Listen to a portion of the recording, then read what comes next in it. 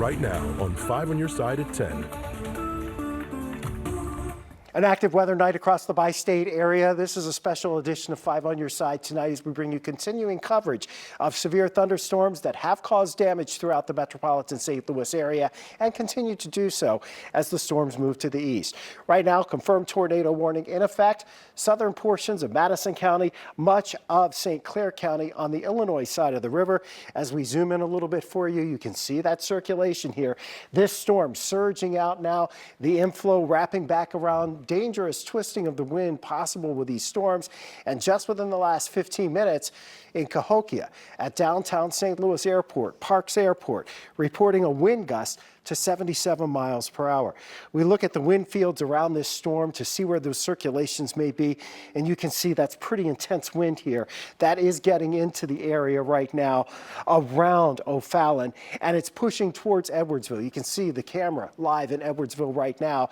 That camera showing us the rain and occasionally some lightning that we're seeing there. Now, we don't have as much of a tight circulation that we had earlier, but let's just say that at this point, we've seen these storms cycle. We've had reports of damage, especially going down 44 here. Now it's no longer a confirmed tornado warning, but still a tornado warning into St. Clair County, Madison County, all the way up into Jersey County. The storm that's a little farther north, yes, it still has some circulation here as you're going up north of Alton, up north of Godfrey, up towards the Brighton area. These thunderstorms are all at this point moving rapidly onto the east and continue to pose a threat for severe weather. Tonight, we've seen winds in excess of 70 miles per hour. Outside of thunderstorms, we've seen winds gusting 50 to 60 miles per hour. We've had very stressed first responders tonight as widespread brush fires have developed ahead of these storms early on. And now we continue to watch the dangerous twisting wind and the storms pushing to the east and to the northeast and moving into our Metro East communities. If you are back behind this line, you are now in the clear. So from St. Charles County going westward out along 70, things have settled down. As you go down 44, once you're north of 44, things have settled down. Along this line and ahead of this line, we still have intense winds. We are still looking at some hail. We are still looking at some rotation in some of these storms and the potential that we may yet see additional tornadoes. Southern Reynolds County, southern Iron County, down in south central Missouri, we're watching those storms moving to the northeast.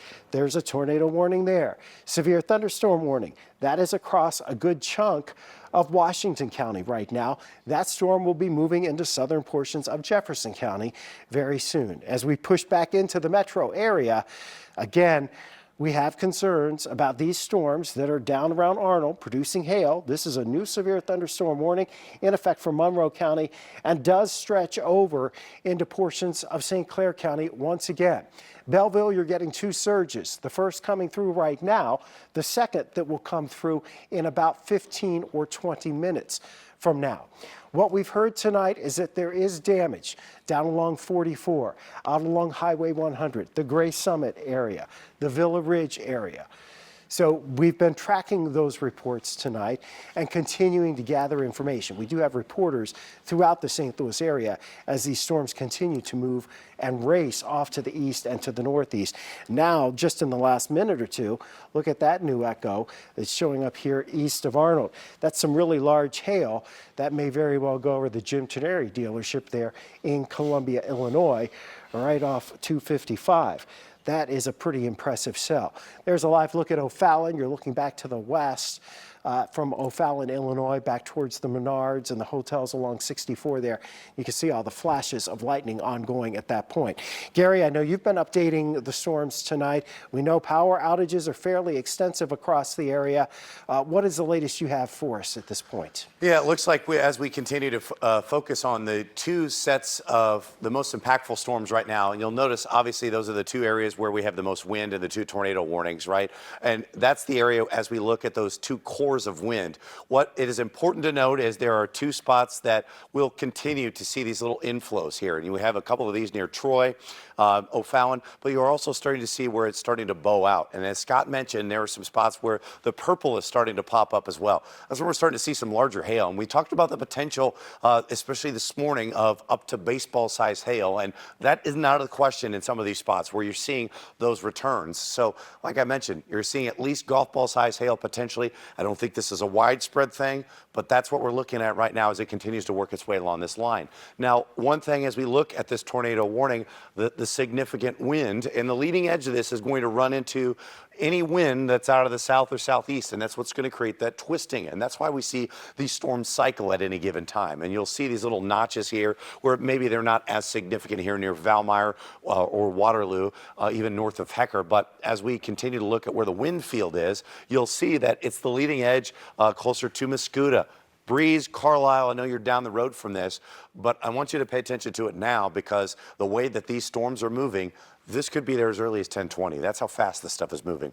And one thing I want to point out here is this one we haven't talked about near Bethalto because it's not necessarily rotating as much anymore. While there is some rotation here from Bunker Hill to Shipman, Staunton, and Mount Olive, what's important as I take these polygons away, and I want to point out near Bethalto, is look how what the radar is indicating in terms of the wind. You know, the wind is pretty significant. I'll clip this up here, and I think I can pull it up this way because you're starting to see the wind at a pretty significant clip here north of Bethalto, where the radar is indicating upwards of 70+ mile-an-hour wind. And we already have seen the wind at the surface become very high, but you're also starting to see this a little bit near Bunker Hill, where anywhere I pick up for the wind is upwards of 65 to 75 miles an hour. So that's important to note. This, at the very least, is going to create some winds that are going to gust on a high clip. So as we look off to the north where this is moving, I don't want to forget about you here in the Metro East because we've kind of been focused on a couple of spots here, but really near Shipman, Staunton, Litchfield, even so, that's where I think you're probably dealing with a lot of this wind near 55 on the north side from Mount Olive into Litchfield. And I know this is kind of working its way on the northern fringe of our area, but I think it's important that even though you see this toward and away from the radar, I think it's important that we see the core of these winds here. And that's where I want to work our way a little further south here now, where you'll start to see that leading edge, where this is still from Fairview Heights. Even if the radar is lagging behind at this point, I think we're starting to see that in O'Fallon. And I think O'Fallon, Illinois' camera's still working here at some point. I'm sure it was calmer earlier. It's going to start to pick up a little bit. We don't obviously have that right now. So thank you for pulling that up here because not all the time does, and when we get into these power outages, we've had a lot of them. Not all the time we're going to see. And I know that there's not a lot of trees and there's some rain on this picked up, but the wind is going to be significant here shortly here in O'Fallon. I think you're going to run into this from Fairview Heights into New Baden and Trenton. So I want you to pay attention to this in Germantown, in Breeze, Carlisle.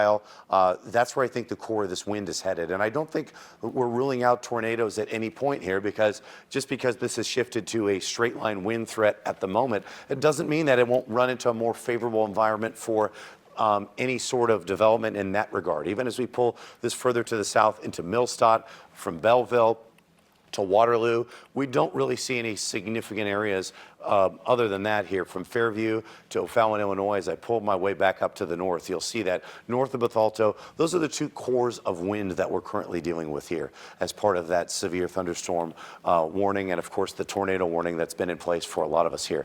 And you'll see that right now.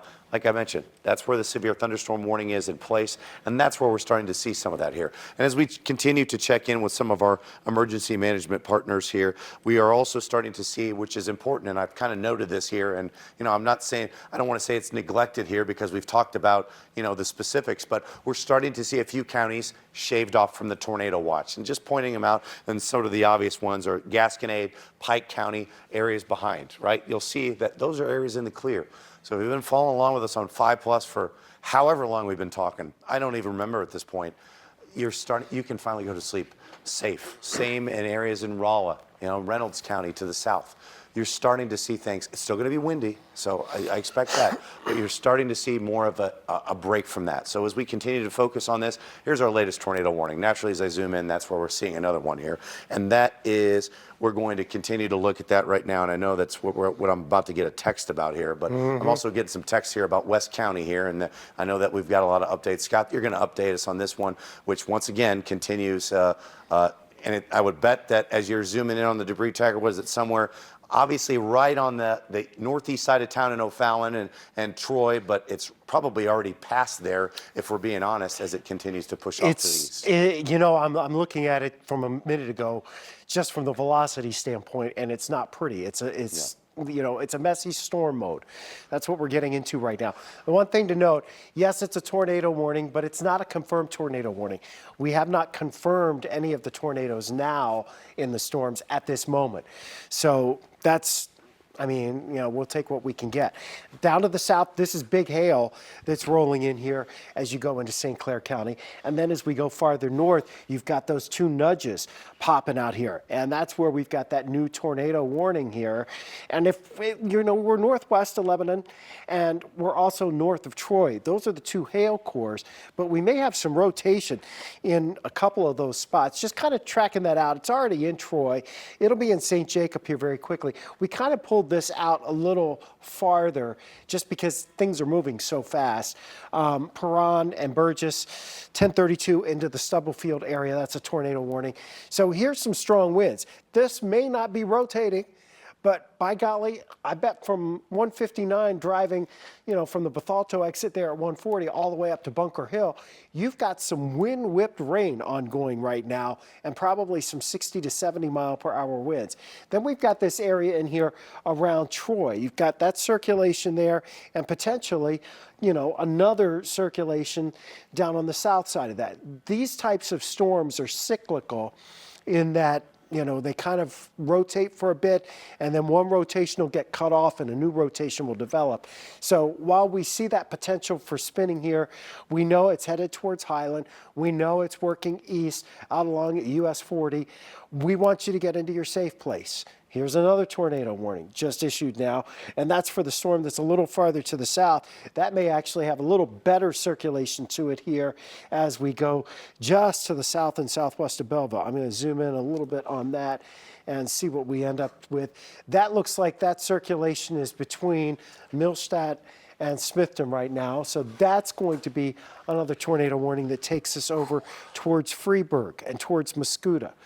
All right, so we're getting messy with the polygons. We've got this new tornado warning that's in effect here across southern portions of St. Clair County, far northeastern or northern portions, if you will, of Monroe County, and then stretching that over into northern Washington and into portions of Clinton County. We have another severe thunderstorm that's producing a possible tornado and has caused a new tornado warning to be issued. That also overlaps here with that tornado warning into Clinton County and into parts of Bond County as well as Madison County. So we're now in the Metro East.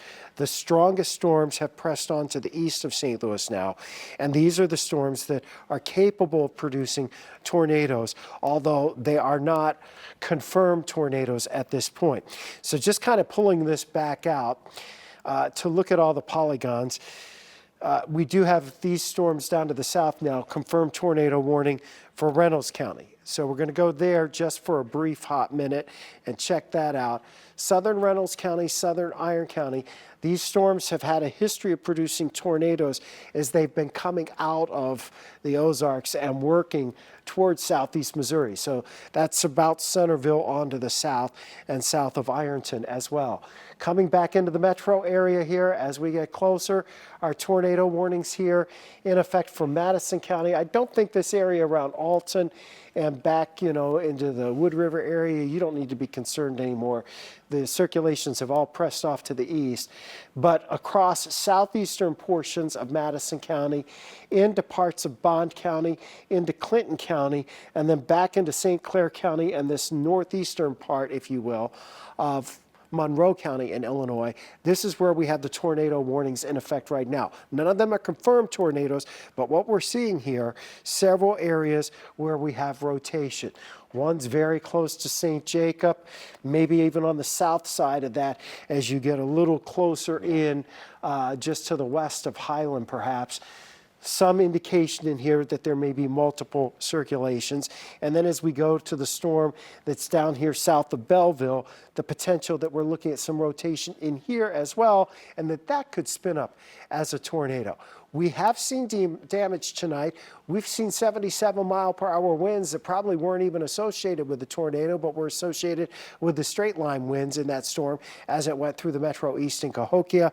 We've had numerous reports of damage, and a lot of first responders are out tonight working with these storms and the aftermath as we continue to see and get more reports of damage across the area. We've had some reports of some buildings where roofs have collapsed or roofs have been blown off, and they've been scattered across the area. And I think we're pressing more than 100,000 customers now on both sides of the river that are without power at this point. And odds are, because we're dealing with widespread, more significant power outages, that probably is going to be a couple of days before, great progress is made, because we've got to clean up a lot of debris and get things cleaned up before we can get that power back on.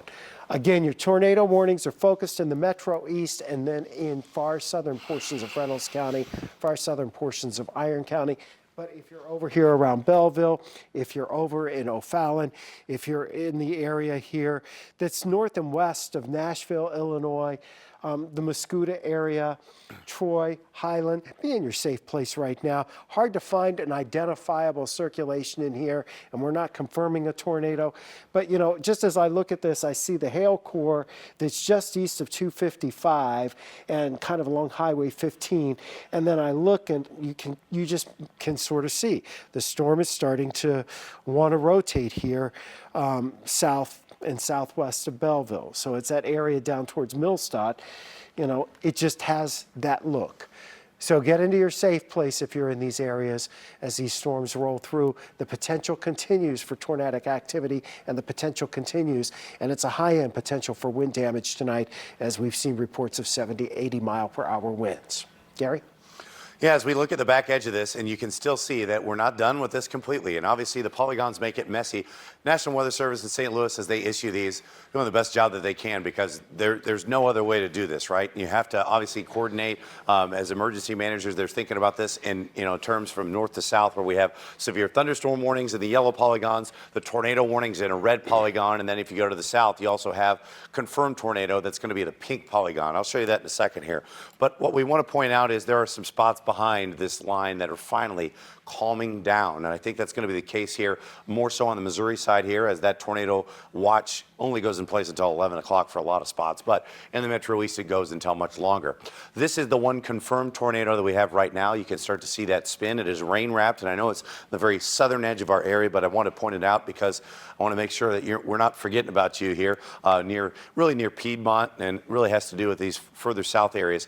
Like I mentioned, this is one of the few confirmed tornadoes that we have right now at this moment. And, it does have that debris signature, or it does have that signature in terms of the fact that we have that perhaps lofted debris. But where we have the radar indicated tornadoes, you see that red polygon, and it's the leading edge where we're starting to see, like Scott mentioned, this one right here near Belleville, which looks like more of that classic hook signature where we have the inflow of the wind and the twisting. And that's where I think we're going to see these become more cyclical, where some of them are going to be in more of a straight line wind at times, and then all of a sudden they're going to be able to rotate, and that's where I think we're going to see. And as I want to kind of pull this up, and I want to find this here for you specifically, you'll notice here from Millstadt right now, like I said, this is an area where we're probably getting up to maybe, I would say, golf ball size hail perhaps on the south side of town here near Millstadt, but also you'll start to see where we have that potential for rotation right there. And I'll pull this up on that velocity product so you can see that a little better. And here's where the latest radar cycle is. And this thing's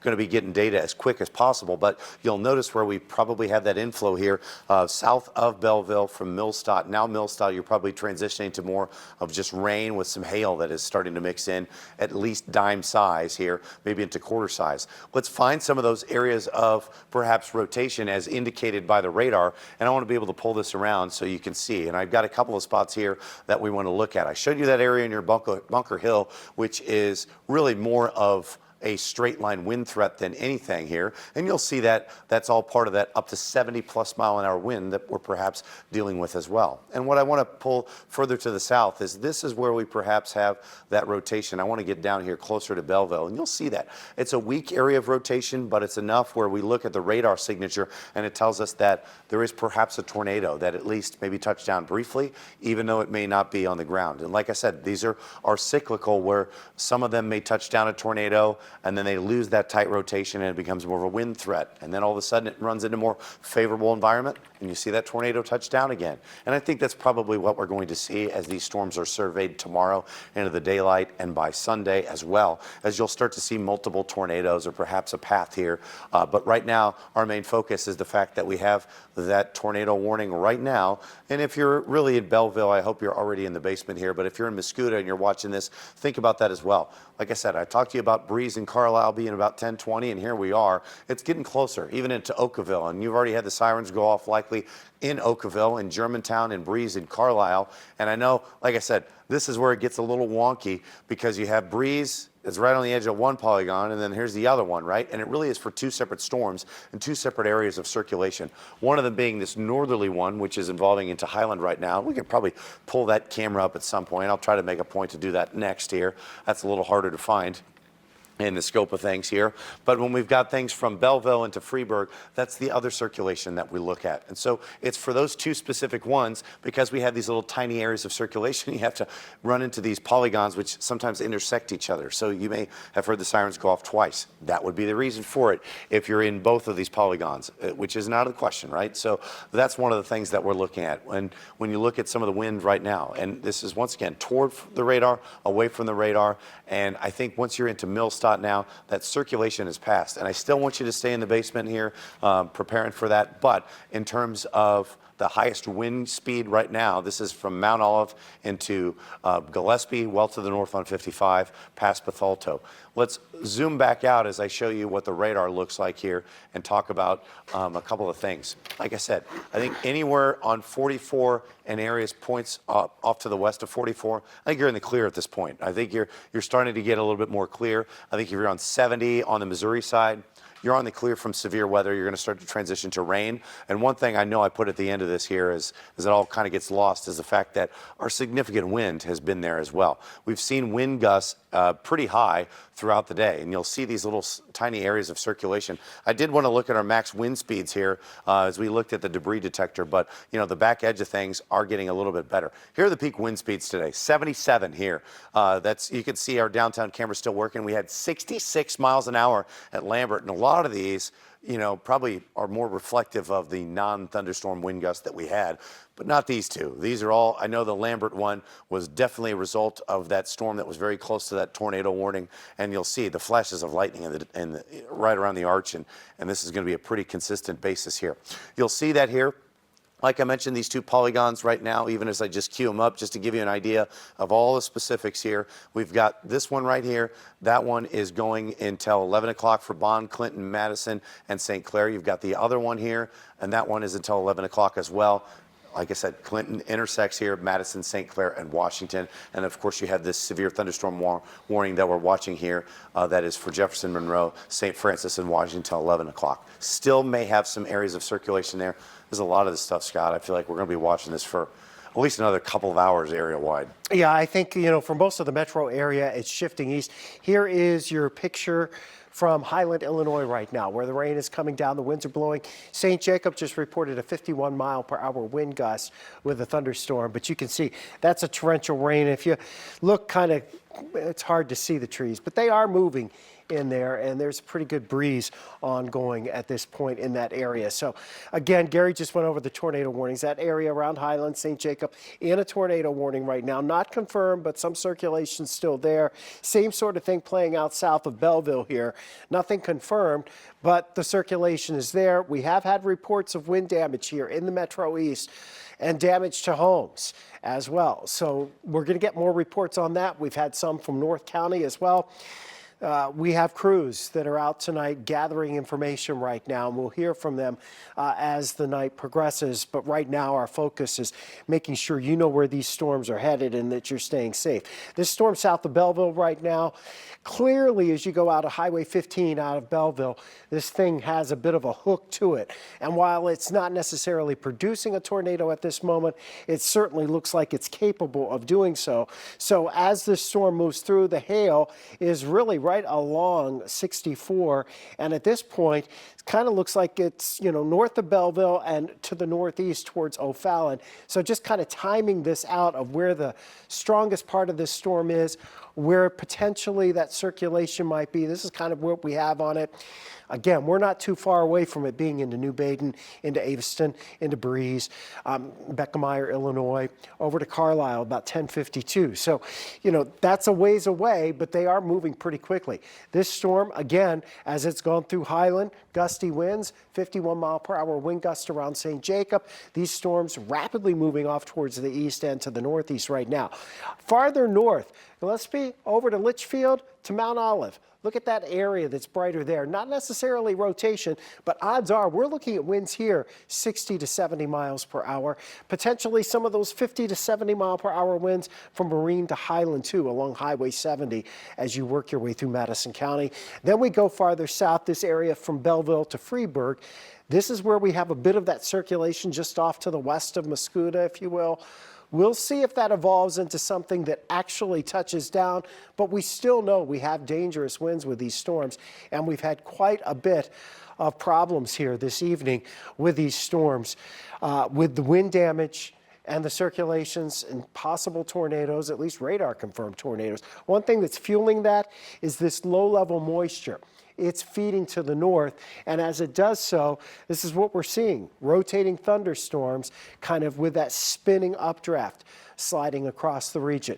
It's a dangerous night. If you're behind the line of storms, your severe weather threat's pretty much over. That's West St. Louis County. That's back into St. Charles County. It's back into Lincoln County. Still going to have gusty winds through the overnight hours, but as far as the intense weather, that's eased off for you folks. But south and east of St. Louis, we are still dealing with the potential of severe weather. That's a live look out into St. Charles right now with our camera. At least we see a fair number of lights on right now. Our estimate is about 100,000 customers on both sides of the river now without power due to the outages across the area. Again, we're tracking severe thunderstorms through the area tonight.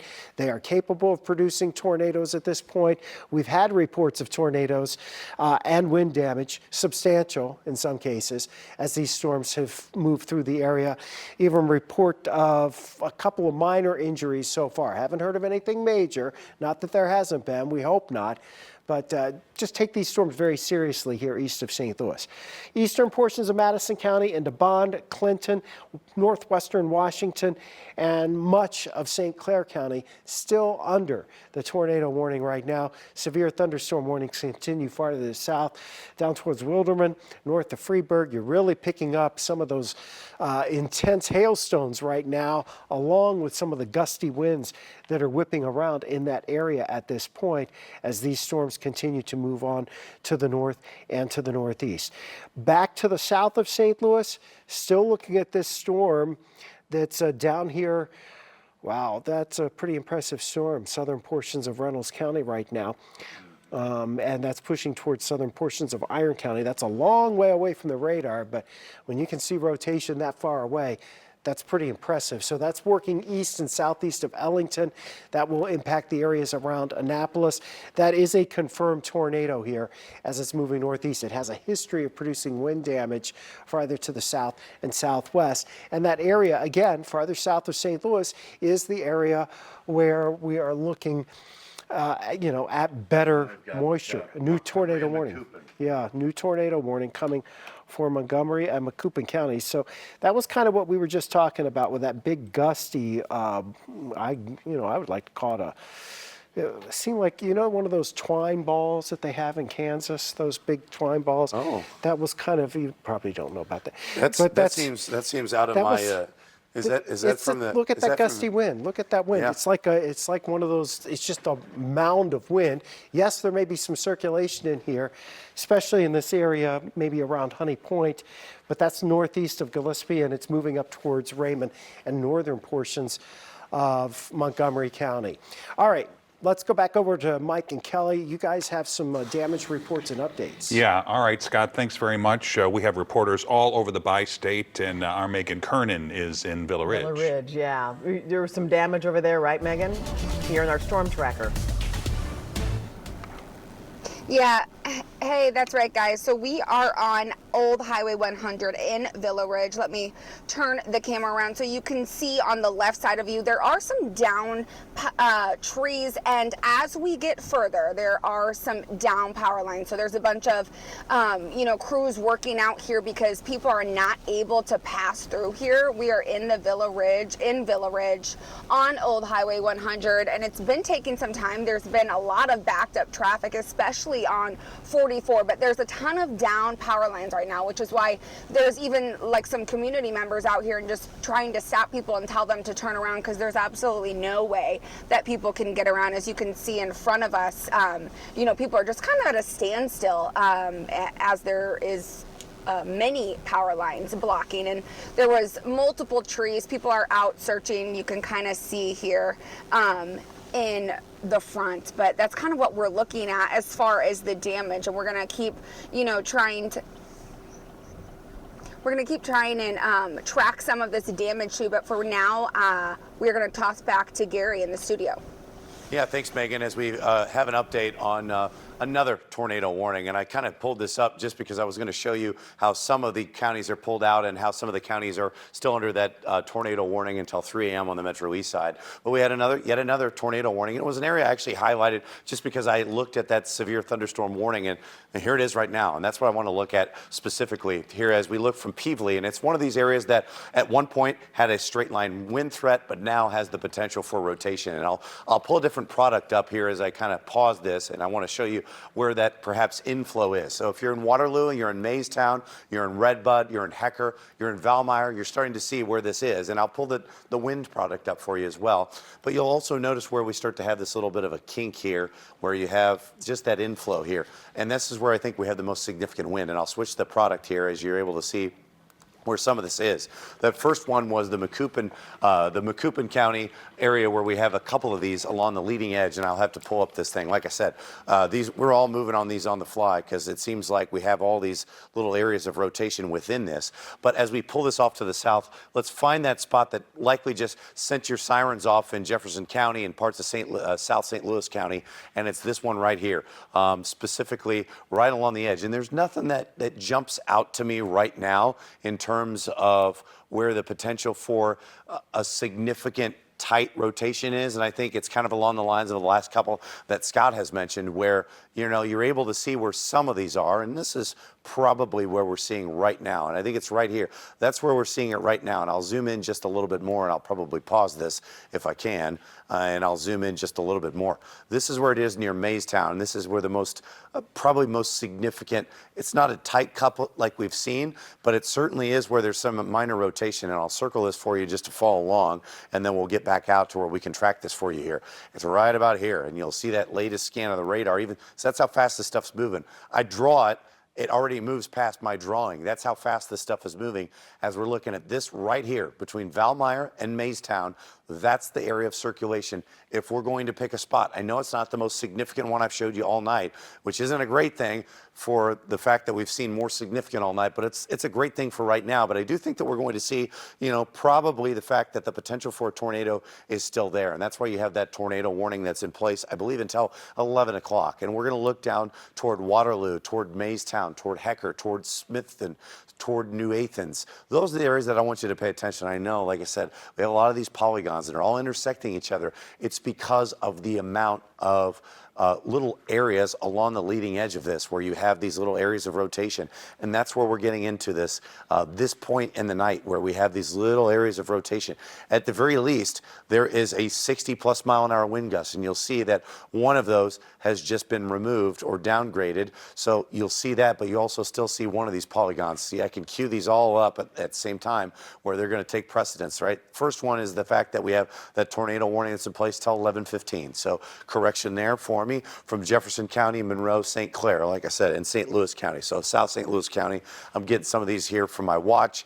They pop up and we just kind of go with it. And that's kind of how we're keeping you safe here at this point in the night, because as we continue to follow along, what you'll notice is those areas of circulation exist really up and down. And you'll notice the latest update in the radar has pushed that through Valmeyer. You're still in the column right now in Waterloo, but you're within less than 5 minutes. That's how quickly this is moving. If you're in Freeburg, you're in New Athens, it's relatively quiet. If you're in Fayetteville, you're in Muscooty, you're still dealing with that as well. But Oakville, it has been relatively quiet because, like I said, you're kind of in no man's land for these polygons.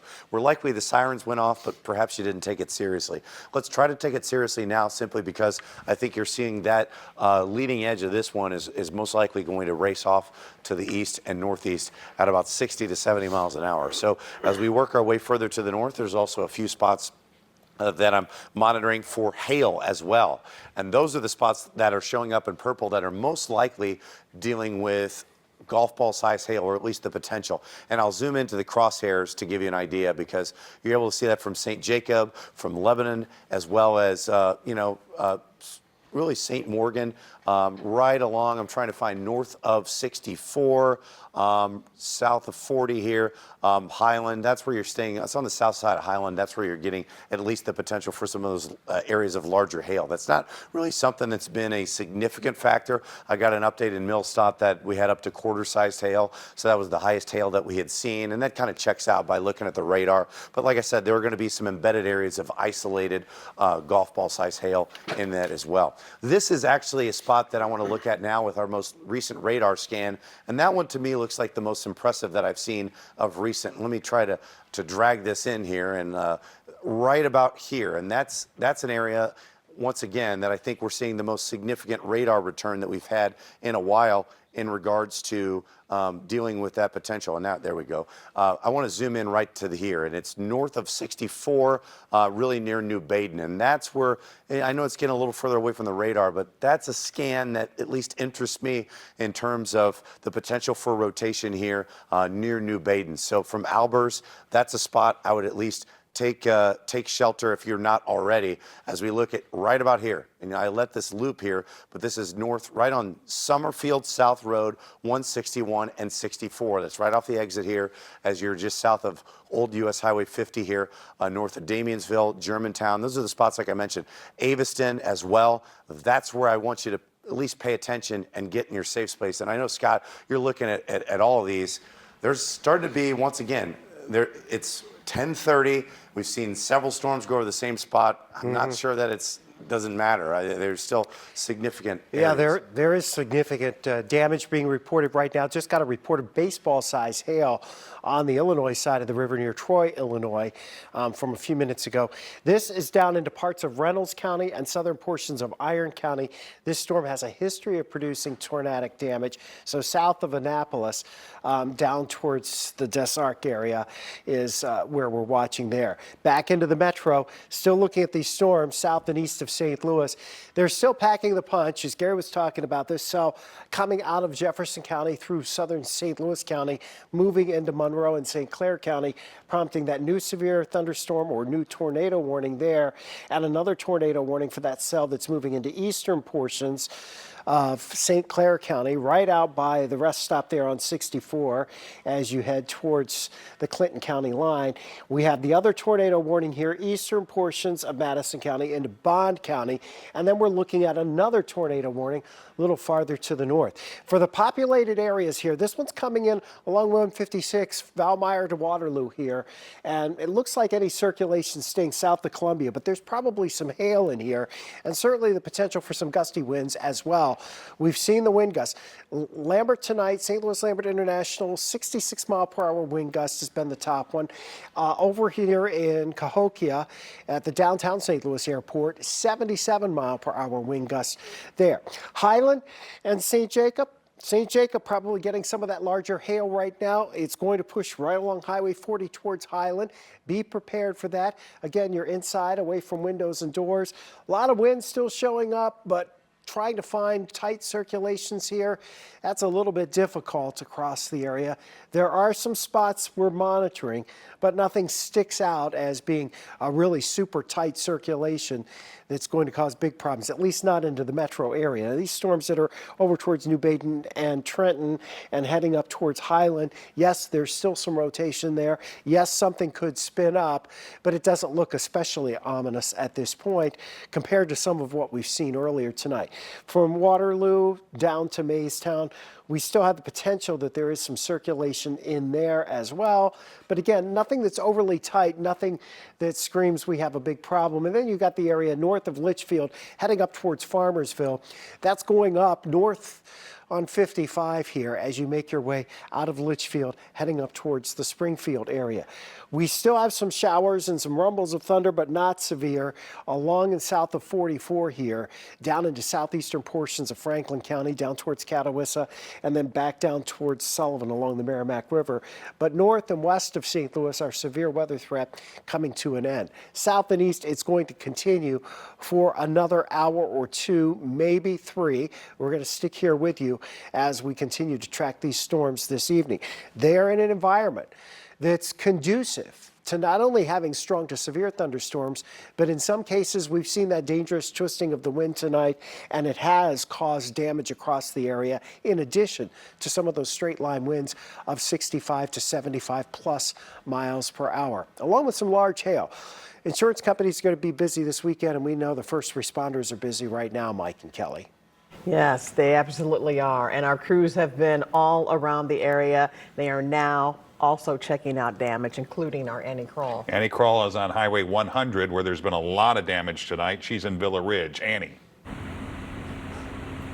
Mike and Kelly, we've been trying to get down to Villa Ridge for the last hour and a half, and it's just been terrible on the roads. Traffic's been bad, exits have been blocked off by police, so we finally had to pull off the side of Route 100 and just go by Black Horse Road to try and wait. You can see over my shoulder, we've got quite the lineup back here. We've been seeing reports that it's actually the Burger King that's down this street. There's a Mr. Fuel that's been damaged, and we also have an elementary school that possibly has some damage. Unfortunately, we haven't been able to get down there because of how much has been blocked off, and we've been sitting here waiting probably for about a half hour just trying to see what's going on. And unfortunately, we can't get down there because, of course, first responders are trying to figure out what damage has been done and what they can do to try and help.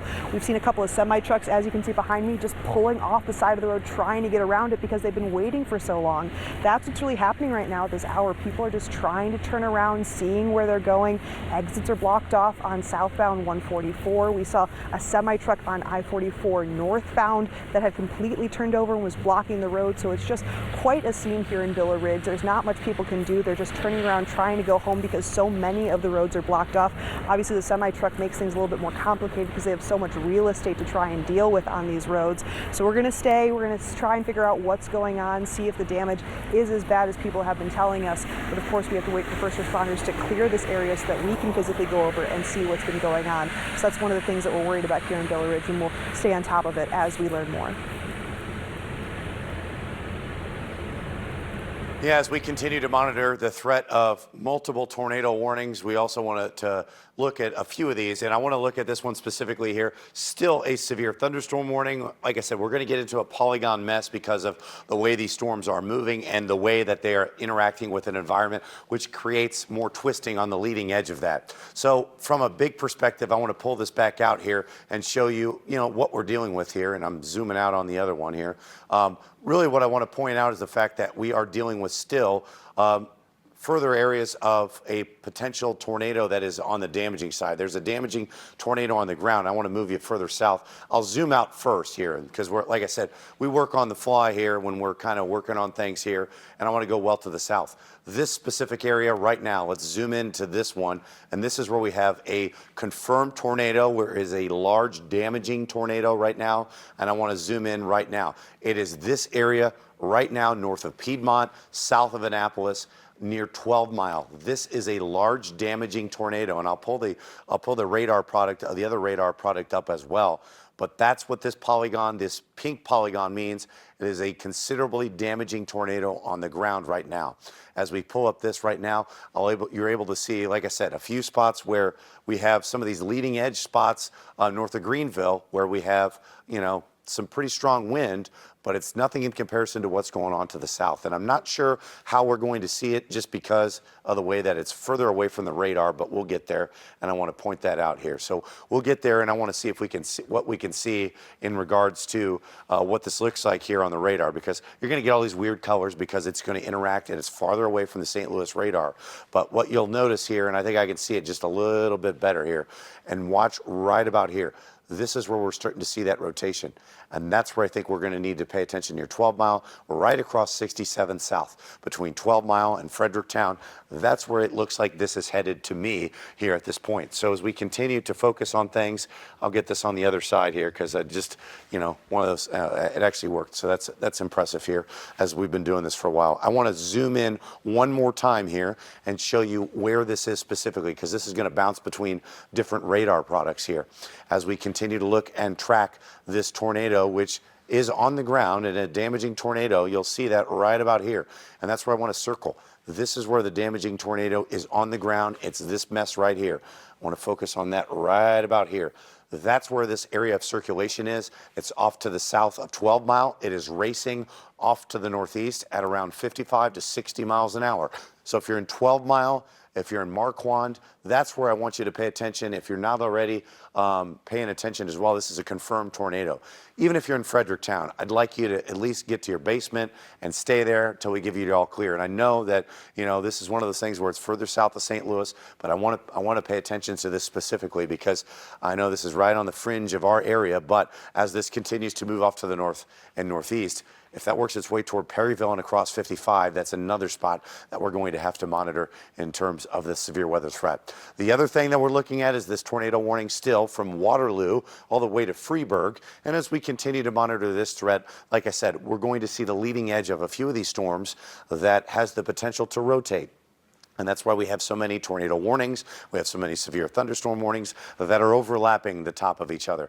We saw earlier today 58 plus mile an hour wind gusts. That's what it takes for a severe thunderstorm warning. We had that without storms. We've seen that in excess of 70 in many of these storms. And there are a couple of spots that I want to look at right about here. And it's this spot near Breeze. Breeze, not around Carlisle, but especially on the west side of Breeze. And that's where I think we're probably seeing the most significant, at least radar circulation that would indicate perhaps there is a hook. You'll see that here. Let's get the other product up here and see if I can find anything that is exciting in that regard. And I think that while it does get far away from the radar, this seems to be where it's perhaps showing up where maybe you're seeing a little bit of that near Aviston and Breeze. And that's where I think that it looks like to me. It doesn't look like much because you got all these weird colors, but if we're going to pick a spot here that there is a potential tornado, it is in Breeze. So if you're in Breeze, Carlisle, Jamestown Road, Old State Road, I know it doesn't look like much right here, and I circle this, and it's not all the time easy to see this just because of the way the radar sets up, but it's right about here. That's where I at least want to pay attention here, and I know it's tough here because we have all these weird colors that kind of pop in, but as we watch what's going on here, this is the storm that I'm looking at specifically here. If we're going to pick one out of all of them, it is that one as it continues to work its way north of Breeze. You'll see that the latest radar update still brings that in. Here's where I think there's some hail as it works its way south of 70, and that's a spot, Scott, that it seems like every few minutes, maybe we're looking and all of a sudden, okay, well, this doesn't look all that bad. And then all of a sudden, the radar scan is very quick. And then all of a sudden, we have those areas of rotation. And then you blink and you have a tornado that's on the ground like it is to the south. Yeah, and I think that's where we're headed through the next probably hour and a half, 90 minutes or so. We still have to go to get through this, mainly east and southeast of St. Louis. There are still some thunderstorms that are coming up here along the Merrimack River and that are going to push into St. Louis County, but we have eroded the better ingredients farther east. So I don't think we're going to have more severe thunderstorms around St. Louis at this point. Having said that, some of these storms in the Metro East are producing large hail. We certainly have had some strong winds with those storms, and the tornado warnings continue in these areas as well, with these storms sliding off to the east and northeast. And as Gary was mentioning, the storm that is moving into northwestern portions of Clinton County, just west of Breeze, certainly has a bit of rotation with it. This storm that's down across, the one that's come out of Jefferson County down across Monroe County, heading into portions of St. Clair County. No imminent circulation in there, but some reports with hail with that. And also this one especially from Highland going eastbound, we've had reports of some larger hail. Earlier, larger than quarters around the Troy area. Again, you've got pockets in here where there are some areas of circulation, but the overall wind fields in these storms, you know, we were talking 70 to 80 mile per hour winds earlier, and it was showing up with much brighter colors over much larger areas. That's now beginning to diminish somewhat, and these are becoming more typical type of severe thunderstorms that we're looking at, with the exception of what we're seeing farther south. This continues to be a very well-defined circulation with a confirmed tornado here going across extreme southern portions of Iron County down here south of Annapolis along Highway 49. That is going to push over south of Fredericktown through southern portions of Madison County as we head through the next hour or so, probably the next 35 minutes. If it can stay together, eventually it may impact Perry County in Missouri before crossing the Mississippi River. We will see if that holds together and for how long it does. In the meantime, you're about to see the circulation that's up to the north of Litchfield, continue to move out of our area and head towards the Springfield area. And we're still watching these storms off to the east. We were thinking by midnight they would be along the Interstate 57 corridor, and I think most of what we're seeing along 70 will make it over to Effingham by that time, but we may have to linger a little longer for areas south and southeast as we continue to monitor the trends here and assess whether the environment is favorable enough to continue this severe weather threat. Right now, there's no question that it is, particularly east and southeast of St. Louis. Out ahead of this line, tornado watches remain in effect, and that will be through about 3 a.m. for our eastern counties. Once the line goes through, which now includes north and west of St. Louis, your severe weather threat has ended for the night. But as we know, power outages across the area are rather extensive right now, Mike and Kelly. And so we continue to monitor that. Also, the reports of damage across the region. We haven't had any really recent reports of damage from these storms other than down in Reynolds-Carter County line. In Carter County, just on the other side of the Reynolds County line, we did get a report of home damage down there about 30 minutes ago out of the Springfield Weather Service office. So again, very stormy east and southeast of St. Louis. These storms may be producing tornadoes. It's not as well defined as it was earlier, but still stay inside in your safe place away from windows and doors. Center part of your lowest level is perfect. Hallway, closet, bathroom, something like that. Just wearing your shoes and staying away from windows and doors, Kelly and Mike. And Scott, we heard from Annie Kroll, who is in Villa Ridge, and our Justina Cornell talked to a woman named Alicia Wilson who lives in Charing Cross, which is in Villa Ridge. Here's what she told Justina. They are evacuating some of us to the command post. It was the scariest thing I've ever been through. It was so fast, our ears were about to burst. I have a 2-year-old at home, and I'm pretty sure we lost our house and cars. I'm a single mom of 3. But that just gives you an idea of what some people have gone through tonight. Yes, and we're going to get a better idea of what some people are going through in Florissant. Robert Townsend is in Florissant, and we'll check in with him in a little while. Like I said, we have crews all over the place, but you know, trying to get to some of these places is difficult because they have to deal with down power lines, all types of debris.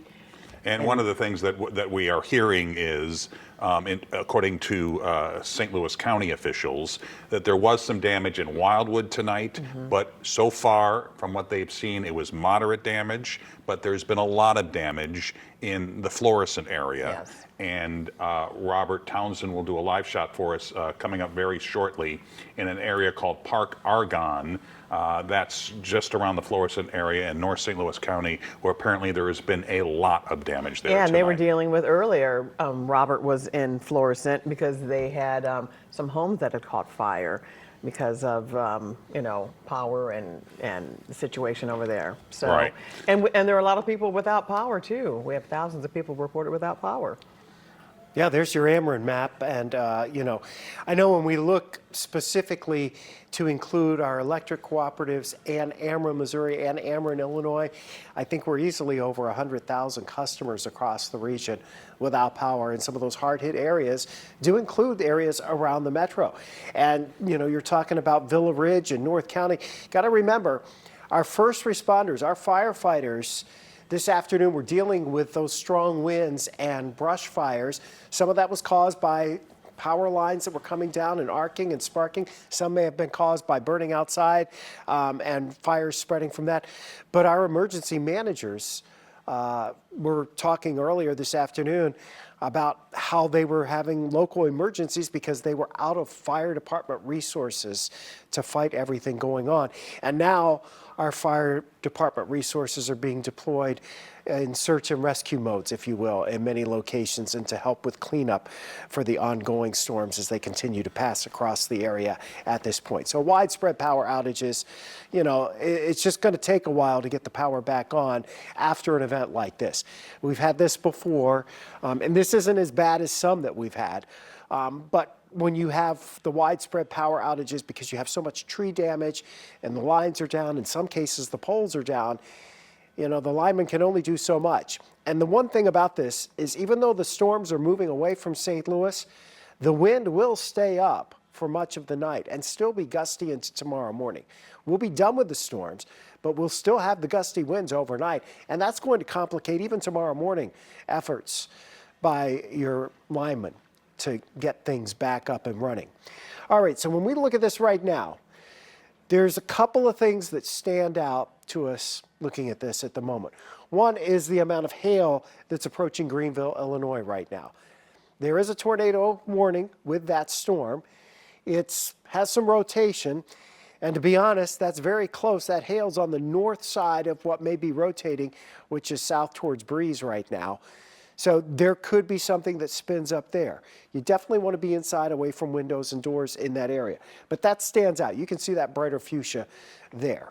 You can also see this surge that's going south of Belleville across St. Clair County. That stands out. But then when we look back to the south and west, looking back into Jefferson County, looking back into Washington County, heading farther south and west, we're not finding the intensity in the storms in these areas that we were seeing earlier, and that is a good thing. Unfortunately, we still have that strong storm, in fact, a few of them, as you look down to the south here, moving out of Iron County and into the southern portions of Madison County, Missouri. That is a confirmed tornado. Another one south of Piedmont. So this area, these storms down to the south, still have a more favorable environment for tornadic activity. Okay, Bond and Clinton. Yep. So let's go back to where we just were. And I think that, Gary, is the one that we were just talking about that has the hail to it. Yep. And the rotation that you were looking at in and around the Breeze area. Yep. So let's just kind of zoom into that right now. So here it is. And you can tell, just looking at the storm, how it's moving, how it is rotating at this point. Again, we're tracking a potential tornadic thunderstorm tonight. Now, as we pop on the radar and the wind here, we're kind of in a situation where Bad data is making that look like Christmas, by the way. it's not as good as what we'd like. Yeah, But so when we track it, though, I'll put a track on here for the timing on it. So, here's where it goes.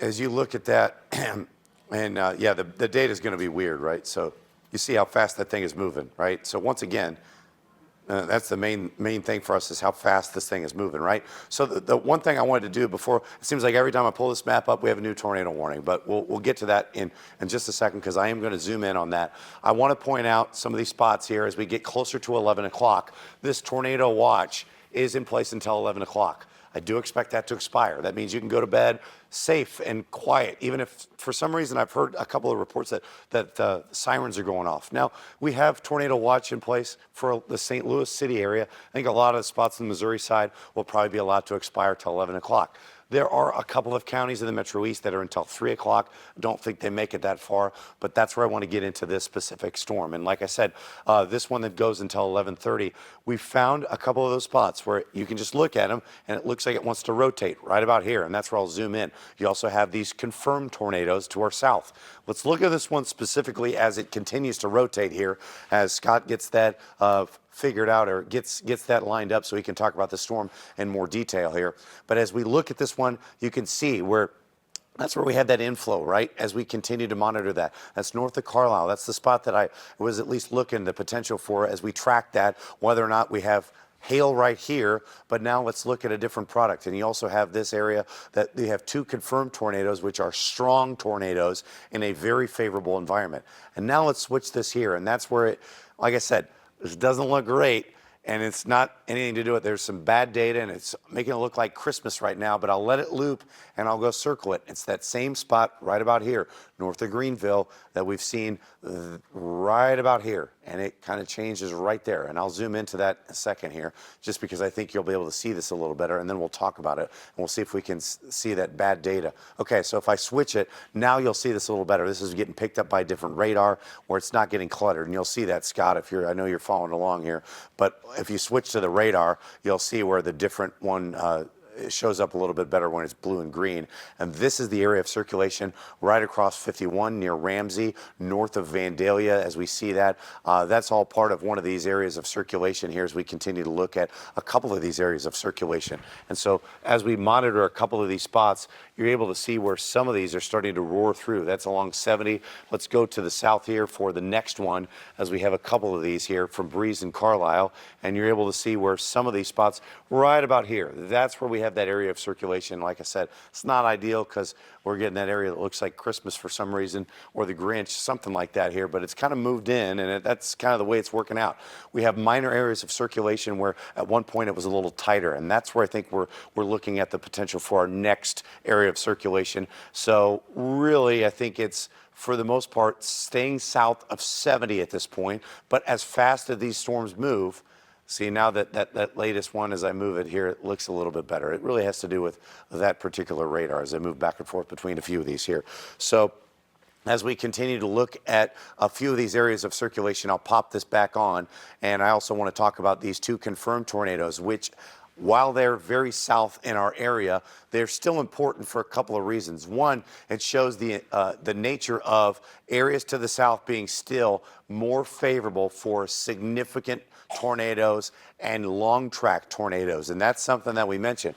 Now, I know while it is south of Fredericktown and is to 12 Mile, I know it is technically going to go out of our viewing area for a little bit. So this would be a situation where if we talked about it and this was the only severe storm, then we'd pause, we'd go back to programming and then come in again.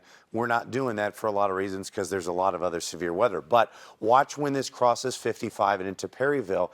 That's what I want to pay attention to. That could be something that is going to be an issue here as we talk about Perryville. So just think about this over the next 15 to 20 minutes as this rain-wrapped tornado is likely to cross 55 and impact you from Perryville into Chester.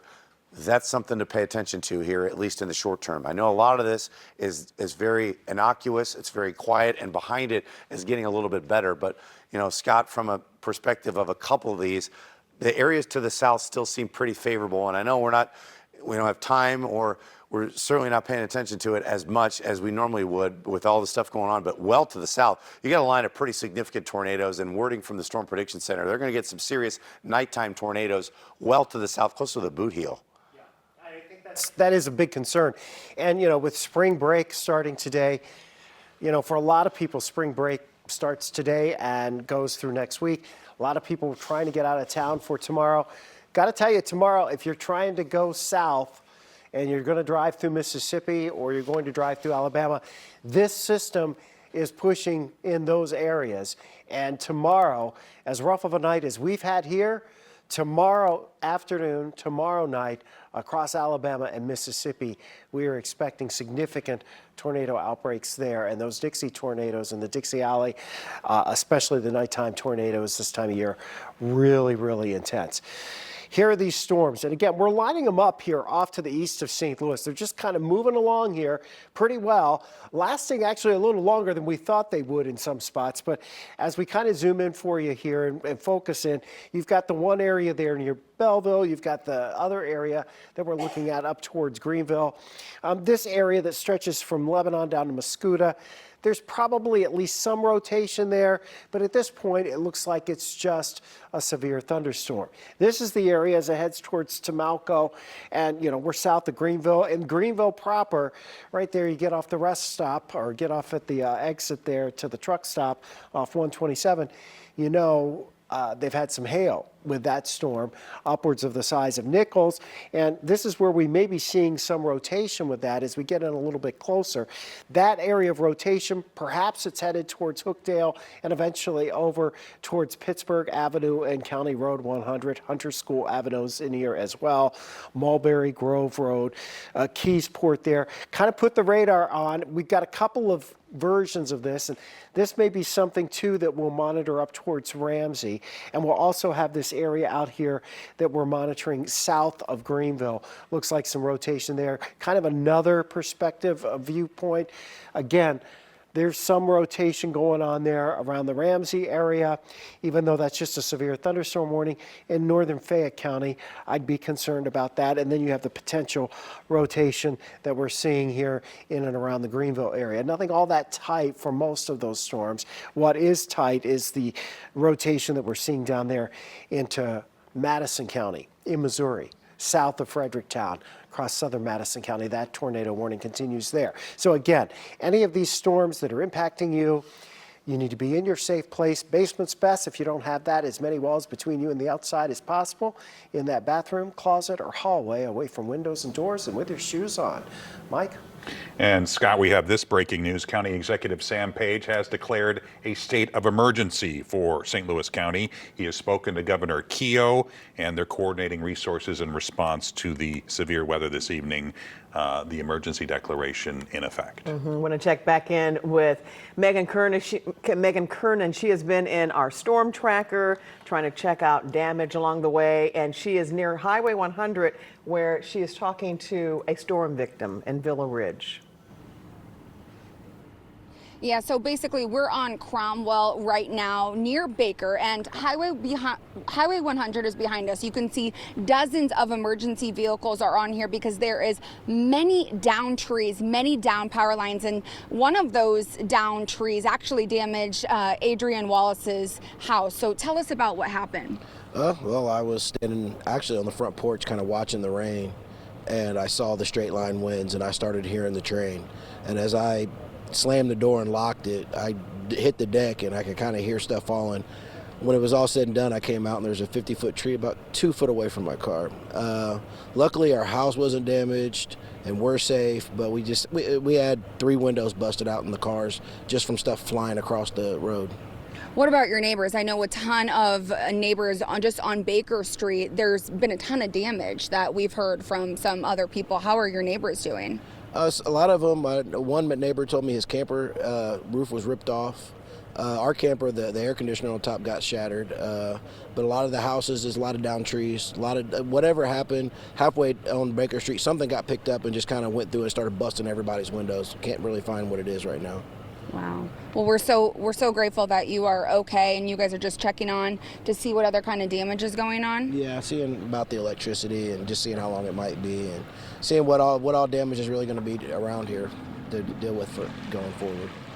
Thank you so much, Adrian. Well, there's been plenty of other neighbors who've really told us similar things. They've had trees on their cars, trees in their houses even, their walls collapsing, their ceilings collapsing. So we're really just trying to, check in with some of these neighbors who are suffering this damage right now. As we got out of the storm tracker because we can't get any farther than this, as there's so many emergency vehicles, but we will try and, get farther and get some more information about what all the damage that has been done to these Villa Ridge residents. But I'll send it back to you guys in the studio for now. All right, Megan, thanks very much. And one of the things we do want to emphasize is that if you see down power lines, stay away, because there are down power lines all over the St. Louis area tonight. We've had a whole bunch of fires. That's how we kind of began our coverage tonight, with these power lines causing fires, brush fires, even structure fires. So if you are near any down power lines and you don't see emergency vehicles like you just saw in Villa Ridge, stay away. I mean, you may be tempted to want to go outside and check out the damage, but you just don't know. It's dark, so you don't know what is around you. Scott, what do you have? Yeah, we still have one tornado warning here that we're dealing with. We actually have two that we're dealing with across parts of our area. One east of St. Louis here, Bond County into Fayette County, going across over towards Interstate 57. It's basically the storm that's rolling out along 70 right now.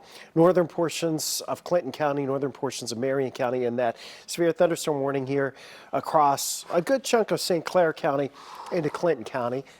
There is some rotation in here. There's nothing that stands out that screams there's a tornado, but the environment is a bit more favorable here, east and southeast of St. Louis. So we have to watch tonight for that potential that some of these storms may still yet produce a tornado. We believe radar confirmed some tornadoes earlier this evening. We believe that some of the damage you're seeing around Villa Ridge, potentially some of the damage that's out in the Wildwood area, that would have been associated with tornadic activity, but we won't know for sure until tomorrow. But that's what we could see on the radar. Some of these storms down to our south are still strong, but north and west of St. Louis, the threat of severe weather is over. That threat shifting south and east of St. Louis as this line continues to shift on to the east. We'll watch this area near Albers and once again around Breeze. You've got another surge coming in. There could be some rotation that develops with this. Right now, there's nothing that really stands out along this line as being overly concerning compared to what we were looking at earlier tonight, right? So earlier tonight, we had some really intense circulations.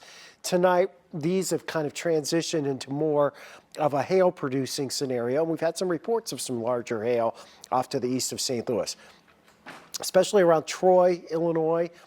Didn't look like it covered the ground there, but we did have reports around the metro area of hail covering the ground. Most of it was smaller hail, but it still piles up, still causes problems.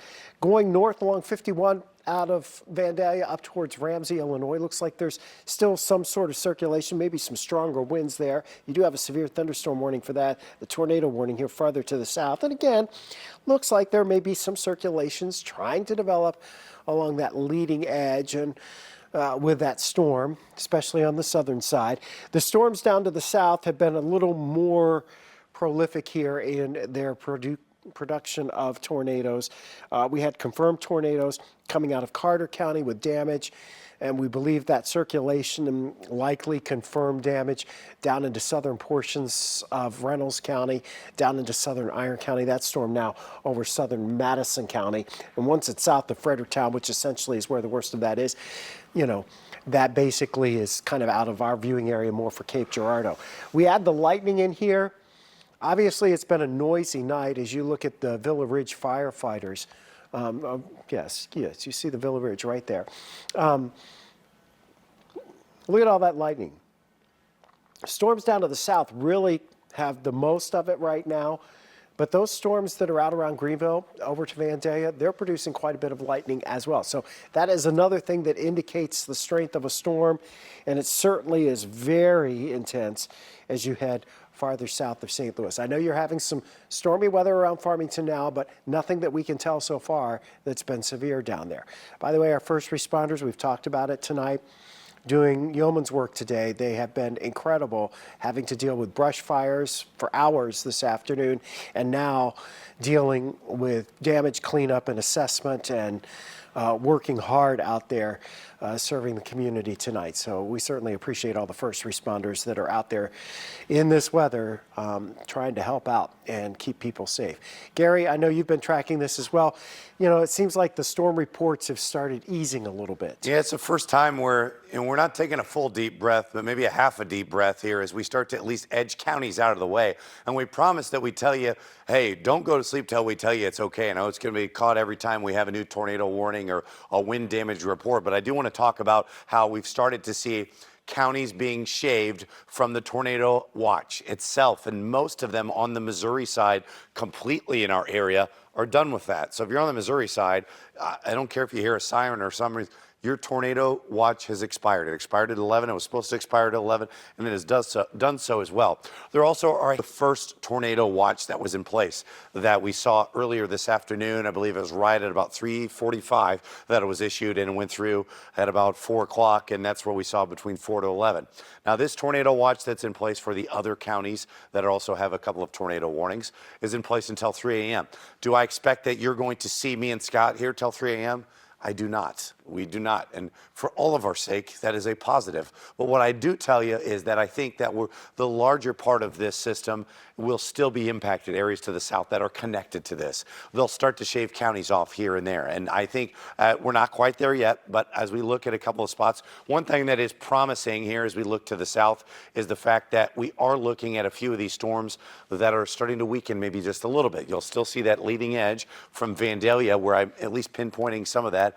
And also, there's only one spot that is well to the south that still has that confirmed tornado. The other one that we were looking at from 12 Mile into Marquand, which I know they turned the sirens on, that is still a tornado warning, but it's not a confirmed tornado anymore. As it gets closer to the radar, we get a few more eyes on it. We've got some really nice emergency management partners down there. They've got some eyes on it with law enforcement and giving us an idea of what's happening with that storm. And while I still think it is an issue and we need to pay attention to it as it gets closer to Fredericktown, and now it's starting to rain more heavily in Perryville, with a lot of lightning, as Scott mentioned, I'm not seeing any reason that's going to tell us that, we have some significant tornado on the ground. And I think that's important here, especially as we get further into the night where it gets darker and more of us get sleepy and, kind of worried about that. I think it's still something that we're going to watch out for in Perryville. So I told you to be prepared for that. I still think you need to be because if nothing else, like you said, the lightning is pretty significant. But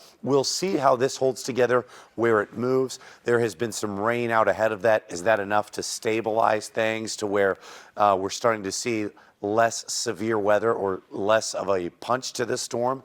That remains to be seen. I think that as we look at some of these winds right now, and it's a couple of these spots here that are moving out of our area, but from Vandalia, well to the north of Kinmundi here, as we continue to see a couple of these spots. And I let this loop and I'll circle a couple of them here because you're able to see where they are a little bit better. And like I said, it's right about here near Dry Point, north of Ramsey. That's one of them. We also have this one near Vandalia. And you'll run into a couple of these little spots where they are rotating. And so that's why we have that tornado warning. That doesn't mean that there is a tornado unless we get eyes on it, unless we have that opportunity. And you'll see where that leading edge of that confirmed tornado has been extended. Like I said, that is near Cape Girardeau. That is not our problem tonight. That is, if you have friends and family, definitely keep them in mind. But like I said, that moves out of our area per se. And as we work our way well to the north, that's where we're going to talk about, this area specifically near Marquand, 12 Mile, really near Farmington. I think Farmington, if you're in Farmington, you're in Bonne Terre, you're in Potosi, you're in Iron Mountain Lake, you may see a few rumbles of thunder, but, we're quieter. We're done with this stuff for now. Here as we have our newest severe thunderstorm warning for Clay County, Illinois, till 12:15. So it's hard to get out of our area, right? And so that means we're going to be with you here for another hour, but that also means that you're starting to see some rain in Arnold and Melville. And if you're still raining in the city and you go, not this again, I thought we were done. You're done with the severe weather threat. You're running into a spot where, yes, we may get some small hail, and I wouldn't be surprised to see a low-end severe thunderstorm warning out of it at the worst. But in terms of sirens going off, in terms of something like that, that is more significant, I think things are quieting down. You'll see that here in Wildwood, Calderville, O'Fallon, a lot of the spots that I got real familiar with earlier are starting to calm down. Now, as we work our way back into Highland and check out this tornado warning, let's double check to see the specifics here, because like I said, we run into these for a while. That tornado warning is in place for another 13 minutes here for Bond, Clinton, Fayette, and Marion County. And like I said, that is the one lone tornado warning that is in our area at the moment, or area that we're paying attention to specifically. The other spots, like I mentioned, well to the south, you also have that north of Ramsey. That was also part of that circulation that I mentioned here. Like I said, you start to work your way out of our area, at least our KSDK 5 on your side coverage area here. But like closer to Salem, closer to Kinmundy, you'll notice here we still have a couple of these areas with that severe thunderstorm warning that is in place. Like I mentioned, we're starting to see signs along the leading edge of this storm that while there's probably some pretty good hail in Vandalia, you'll notice that as I switch radar products here back to this one, that's where it's a little closer to it. So that's why you're starting to see the deeper purples, as if I drag this radar closer to the St. Louis radar, it's not picking that up as well because it's further away from the radar beam. But this one's a little closer here. And so as I drag that closer, that's where we're able to see that a few more of those things, a little bit more from Vandalia. And even there it is right there. That's where I think we're starting to see some larger hail. That would be up to golf ball size on the northern end of Vandalia. So as we look at the potential for that and rotating storms, that is our strongest storm right now. Breeze in Carlisle, we were on the very edge of a couple of these polygons at one point in time.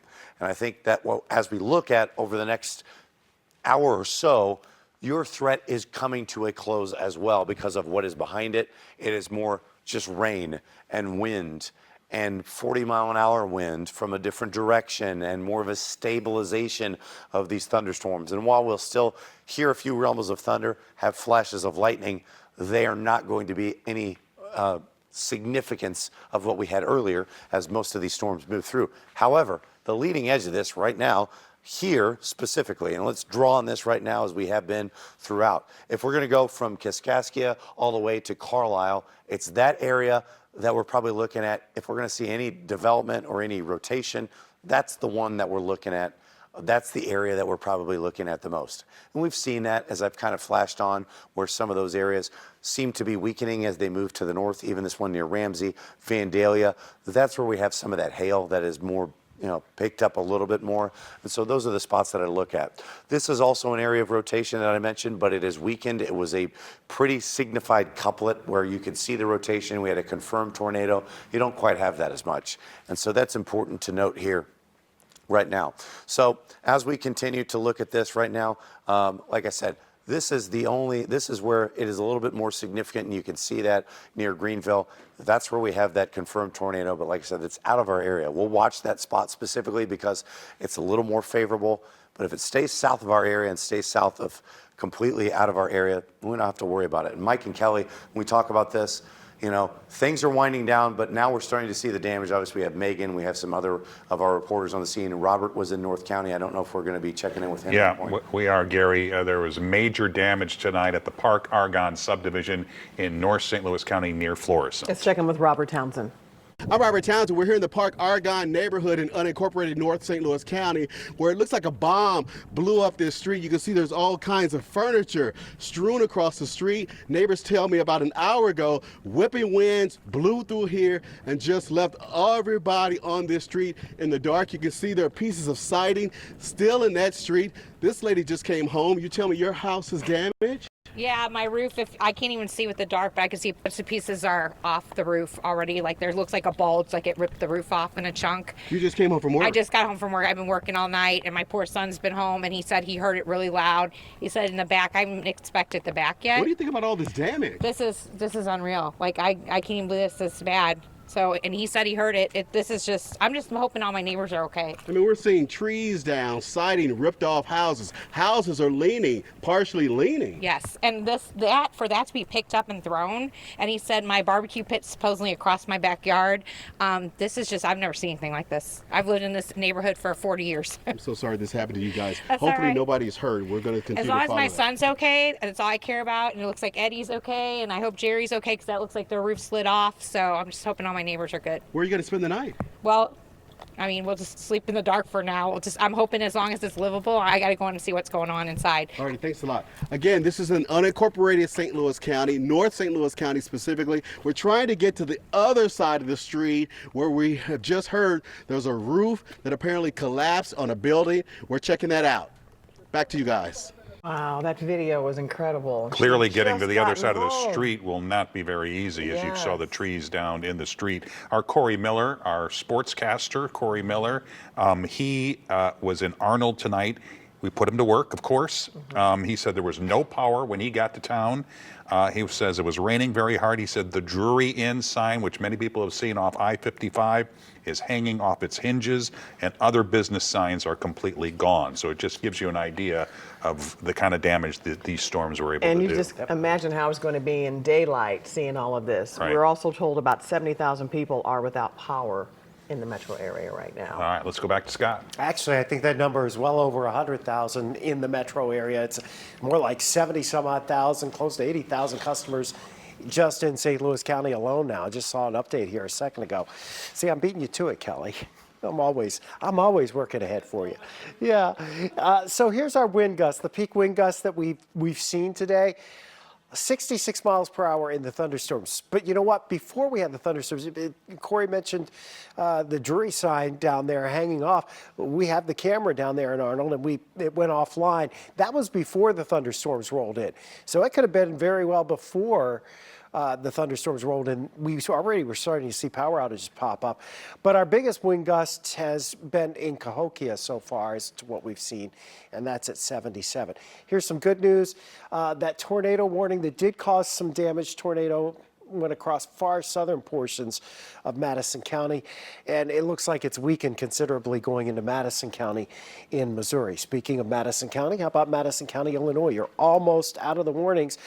Over in St. Jacob, almost 2 inches of rain out of this, which is a bit of a surprise because we were looking at more of a narrow line, or at least we thought we were, which would limit how much rainfall we've had. But it had become rather dry, as evidenced by the fact that today's winds really fueled quite a few brush fires across the area. So the rain is welcome. The damaging winds, the tornadoes, the hail, not so much. We still have a tornado warning here in Bond County, stretching over into Fayette County right now. New severe thunderstorm warning in northern portions of Clay County. Also a severe thunderstorm warning for northern Washington as well as Clinton County. And that's about it in terms of our viewing area for warnings. So this is where the severe threat is right now. None of those storms, as we look off to the east of St. Louis, looks overly dramatic. But we still have some hail in there. We still have a tremendous amount of lightning ongoing with these storms as they're pushing off to the north and east. What we're seeing around the metro area, including in the city of St. Louis and right across into the metro east and then going south, we still have rumbles of thunder and some downpours, but none of this around the immediate metro area looks like it's severe at this point. Now, the winds are going to stay up all night tonight, and they'll still be gusty. That wind advisory is set to go until 1 a.m. So we'll still have some 40 to 50 mile per hour wind gusts not associated with any storms. But that just aggravates the ongoing cleanup process and trying to pick up the pieces from the damage that we've seen today. Perry County. Okay, let's head down that way here in a second. First of all, quick look out to the east here. Carlisle getting the rain. Greenville getting the rain, maybe some hail in here. There's technically still a tornado warning here for Vandalia, Kaskaskia, but as we've been looking, in this area, we've been kind of looking for see if we could find anything that looked like circulations that would be problematic, and there's not really anything that screams it's a big problem. Yes, there is some rotation here, but nothing is looking all that scary. at this point. So that's a good thing. Maybe heading towards St. Elmo, some of those gustier winds. Here's the new tornado warning issued by Paducah down in Perry County. It looks like the northern part of that's just through Perryville. That's an extension of that storm that is working its way out of Madison County right now. The better circulation with that, and the most likely area for a tornado is a little farther to the south. And back here into western Jefferson County, down into western Washington County, again, on the Missouri side of the river, southwest of St. Louis, a few more renegade showers and rumbles of thunder, but not severe at this point. North and west of St. Louis, the severe threat is over. South and east, we're still monitoring these storms. They're not nearly as intense, nor are they as impactful as they were earlier this evening. Kelly? All right, thank you, Scott. And the damage reports keep coming in from all across the area, including the Park Arbonne subdivision. That's in North St. Louis County near Florissant. And here's another report from our very busy Robert Townsend. I'm Robert Townsend. We're still out here in North St. Louis County. We're on this severe stormy night. We're seeing a lot of damage in this subdivision. Neighbors call it the Park Arbonne subdivision. Mr. Gibson, you've lived out here. Tell me what you saw and what, how bad is the damage in your house? Well, it blew down my deck in the back. The roof, my deck has the roof A-frame. It blew the entire A-frame down part of the back of my house because it came from that direction over here. So the back deck was blown off? And part of my house and my roof. What did you do at the time? Did you take cover? We were in the basement. And my wife and I told her, I said, I began to feel something like a little, you know how you go into, well, not a tingling, how you go into a vacuum or something? My ears began to show a vacuum. And how frightening was all this? Pretty exciting, because it was really, really noisy with the, all the noise it made. It seemed like the whole roof was going to come off the house. Seeing houses partially leaning, siding off houses. We're seeing furniture, patio furniture ripped into the streets. It looks like a bomb blew up the street. It sure does. Yeah, it feels like one too. What are you going to do tonight? Well, we're going to try to get some lights and sleep in the house. All righty, good luck to you. Thanks a lot for taking the time. Again, we have heard that a roof collapsed on a building on the other side of all this mess. We're going to try to get to that and show you that too. Back to you guys in the studio. All right, Robert, thanks. We are also getting reports from the city of Hazelwood, the Hazelwood Police Department and Fire Department. They monitored tonight's storms and now continue to assess damage. They say there was a reported tornado at 270 in Lindbergh at one point. They received a report of a transformer that caught fire in that same area, so their public works crew is out clearing debris and trying to get people to stay away from those power lines. And a shout out to all of the EMS workers, emergency crews, you know, power workers, power company workers who are out there tonight and will be working into Through the the early night, morning hours. for sure. All right, Gary, want to give us an update? Yeah, as we continue to look at the back edge of this, you know, we're still around an hour from being fully done with it from west to east. We're getting closer to it, I think.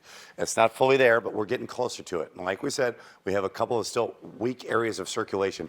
The two strongest parts in the Illinois side that we're dealing with right now, you can see north of Carlisle, really near Salem, and they're working way out of our 5 on your side viewing area completely, but they're going to be north of Salem here, and you still have some rain in St. Louis, Belleville. This is not severe. I can't stress that enough. If you're just in the Metro East, or if you're in downtown right now, we're in downtown, but you know, if you're in downtown right now and you go outside, it is raining, this is not severe. There's no more severe weather. But I do want to point out a couple of things as we monitor a couple of those areas right now specifically. Still under this tornado warning from Vandalia to Greenville. And let's point out when this is, and then let's zoom in on what it looks like and show you some of the radar signatures. This is until 7 seconds, 6 seconds, 5. We're not going to count down for that, but we will see if that expired. And I will expect that it will expire here as we look ahead over the next few minutes here. And you'll notice here as we talk about this particular area, I think the reason it probably will expire is the circulations are starting to weaken. We'll go back and check on it in a second. This is where the confirmed tornadoes remain. They are south of our area as we continue to focus on a couple of those spots. Like I said, the reason that I think that this is going to be allowed to expire is because of the fact that we're seeing those weaker circulations as they push out of our area completely. And you'll see that those darker shades of blue as we look at this different picture of the radar as we get closer to this other one, this other radar, not the St. Louis radar that we've been monitoring as closer to us. This is the one spot near Shelbyville that we're seeing the most significant circulation. Like I mentioned, that is probably the one that we have the most at least confidence that there is some rotation and a reason for a tornado warning.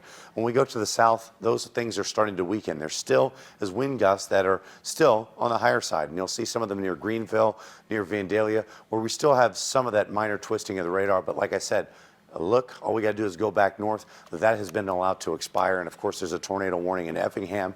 That's out of our area. So when we talk about what's going on here at the moment, let's refocus on well to the south here, because as you kind of flash on where our area is, Mount Vernon is quiet. It has been quiet. But if we're going to pick maybe some spots that are maybe clipped by another stronger storm, it's of course that one in Perryville. But let's look at what that circulation is here as we get closer to this one. And it's a pretty decent circulation in terms of, you know, when we circle what's going on, this is that south of Perryville. And I'll zoom in just because I do think that it is going to be enough to where we have to at least monitor this, because like I mentioned, even with this passing scan here right now, from Perryville, from Highway 51 to Perryville, as that intersects 55, that's the area of circulation that we're looking at. And this is racing. Like I said, this is moving at roughly 55 miles an hour.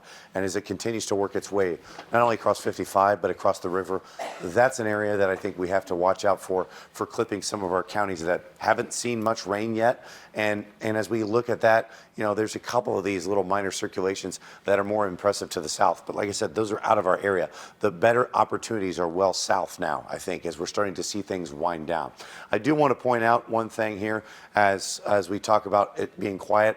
77 mile an hour wind gusts at the downtown airport, 66 at Lambert. And that was, I think it was a little higher just off to the northwest of Lambert as we look at some of that. But as far as winds are right now, it's calm in Chesterfield.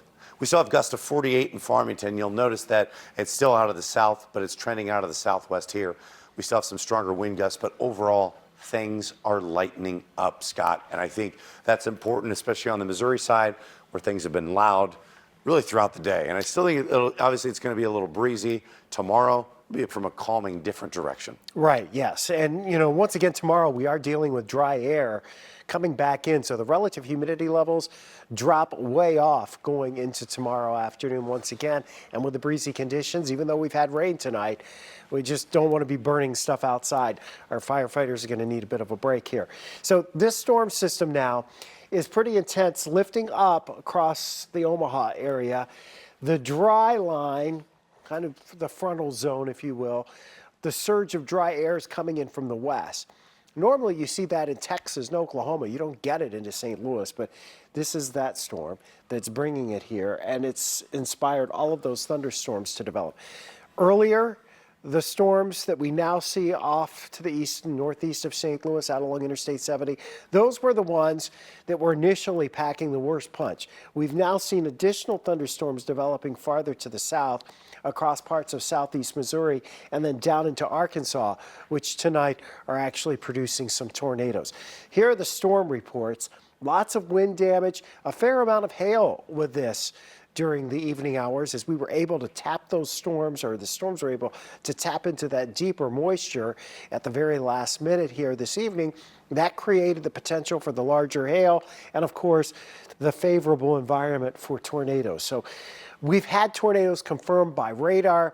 The actual number of tornadoes we have is yet to be determined, but we know we have tornado damage across the area. Right now, we don't think we have tornadoes on the ground in most spots, but that potential still exists here as you go down into Perry County, Missouri, where we still have a tornado warning in effect right now. Outside of that, for our viewing area, we are done with tornado warnings. We still have the severe thunderstorm warning here exiting out of Clinton County and southeastern Bond County and heading over into Vandalia, northern portions of Marion County, so Fayette and Marion County, parts of Clay County, still looking at that. And these storms that go down towards New Athens and head down to the east of Waterloo, they're still strong storms, and we have some stronger storms back here in western portions of Jefferson County as well, but they're a lot smaller. They don't have access to the nasty ingredients, and everything is moving pretty quickly now. severe weather threat north and west of St. Louis is over. But south and east, we still have the potential that one or two of these storms may tap into something, although it looks like they're becoming a little more outflow dominant here, especially these cells that are over here along the Kaskaskia River. And so most of the severe weather threat shifting away from St. Louis over the course of the next hour or so. It's 11:36 here on a Friday night. What a way to end the week, Kelly and Mike. Yeah, you ain't kidding there, Scott. Well, we put Corey Miller, our great sportscaster in the Channel 5 Sports Department, to work tonight for our weather impact alert coverage. And he is live tonight in Arnold, where there has been a lot of damage. Right, Corey? Mike, if I'm out covering this damage, you know it is bad, and it is definitely bad here in Arnold. We're coming down I-55. You usually see Fox High School lit up on the left. It wasn't. Nothing was lit up. All the power was out. Signs were completely flattened. A Drury Inn sign right off I-55 there in Arnold hanging as you walk past. Pretty much all the signs are like that, including this one on Old Lee May Ferry Road. I'm going to step out. Jimmy's going to get a picture of this tractor sign that is just completely wrenched sideways, showing the power of the wind. Now, we are here on Old Lee May Ferry Road, like I said, and we can't go any farther because, as you can see, maybe in the distance, it's pretty far down there, there's a downed power line across the road. We've already seen 2 fire trucks come zooming this way to presumably go, help people and take care of business, and they can't go any further because this is stretched all the way across Old Lee May Ferry Road here. Cars just have to keep turning around because it is definitely not safe to go any further than that. The damage here is just everywhere. We've seen everything from signs blown down, trees everywhere, decks off the houses over here, and we even saw a guardrail on the side of the road kind of all twisted up in a way a guardrail should definitely not be looking, and definitely not how I've ever seen one. So down here in Arnold, definitely a ton of storm damage. We gotten a lot of reports of roofs off houses. We stopped and talked to a police officer. Couple different neighborhoods definitely dealing with some water coming in, probably from their roofs being blown off. It was raining incredibly hard here until about, 10 minutes or so, probably, Jimmy. It's just, there's a lot of damage here. Folks are going to be cleaning this up for a long time, but definitely stay safe. If this power line is down here across Old Lee May Ferry Road, I can tell you it's definitely not the only one. It's probably like this all over the place down here in Arnold. Oh, certainly. Oh, so you did a great job setting the scene in the Arnold area. What about getting there? What did you see along the way? It was raining very hard while we were coming down here, so I couldn't, tell a whole lot out the window. But the biggest thing was the signs, the big green signs on the side of the highway. A lot of those totally bent the other direction once we got closer to Arnold, and we've got an emergency vehicle coming up right alongside us where this power line is going to be down here. But getting here, it was a little bit treacherous because of the rain, but the wind seemed to have stopped by then, at least, thankfully. All right, Corey, be careful. All right, let's go now to Brent Solomon, who is live in Bridgeton for us tonight. And Brent, what are you seeing out there? Neighbors helping neighbors, and I tell you what, folks in this community really need it right now. It's a very similar story that we're seeing in many neighborhoods right now. Downed power lines, damage on homes, and tree limbs on the street. Take a look at the Pattonville Fire Department assisting in this one. We're on Benedetta and Scotch, where just moments ago I actually saw firefighters with chainsaws in hand helping to break down some of these trees. And up above I see some electric lines that are tumbling down right now. But what I really want you to get a good look at, if we can, is this tree right here. This is on Scotch. The tree from a neighbor's home came crashing into the master bedroom of this home right here. I just spoke with a young man who tells me his grandmother lives here. Fortunately, she wasn't home at the time. She's staying in a nursing home, he tells me. But he was home along with a friend when that tree came crashing down into the home. Fortunately, they were able to think quick, get the roof tarped up, and now they're beginning that road to recovery. Let me let you hear from him and how he's so thankful for his community right now. There's people walking around, seeing if people need tarping. It really warms my heart to see the amount of people walking around, seeing if other people need help. It really makes me feel good. There you go, back live now. I'm looking at James, photographer James Merriman actually right here. I don't know if you can see, and the light may not catch them, but there are people on top of the roof right next door to the home we were talking about. So undoubtedly, they're probably noticing some damage to their home, and they're working to get that fixed as well. What I can tell you is that since we've been here, we've spoken with people who were just coming home. One couple telling me, I said, is everything okay? They said, we don't know yet. We're walking up to find out. So hoping that they're okay. But what we really see, as I said at the top of this report, is neighbors, people helping each other, because it's going to take a while for some folks here to get through this. Of course, we're continuing to monitor the damage. We'll update you as we go. Live in Bridgeton, Brent Solomon, 5 on your side. And that's the best of St. Louis. St. Louis always comes through for their friend, for their neighbor. Brent, I know before you got to Bridgeton, you were in East St. Louis tonight. There was a building collapse. There were fires. Kind of take us through what you saw over there. Absolutely. I can tell you, Mike, that it was just an incredible scene, and not in a positive way. It was moments before we arrived to a building that had just collapsed. We were the first news crew on the scene there. For those who are familiar with the East St. Louis area, this is Missouri Avenue, right by the Local Legends listening room, across the street from the Culture Club.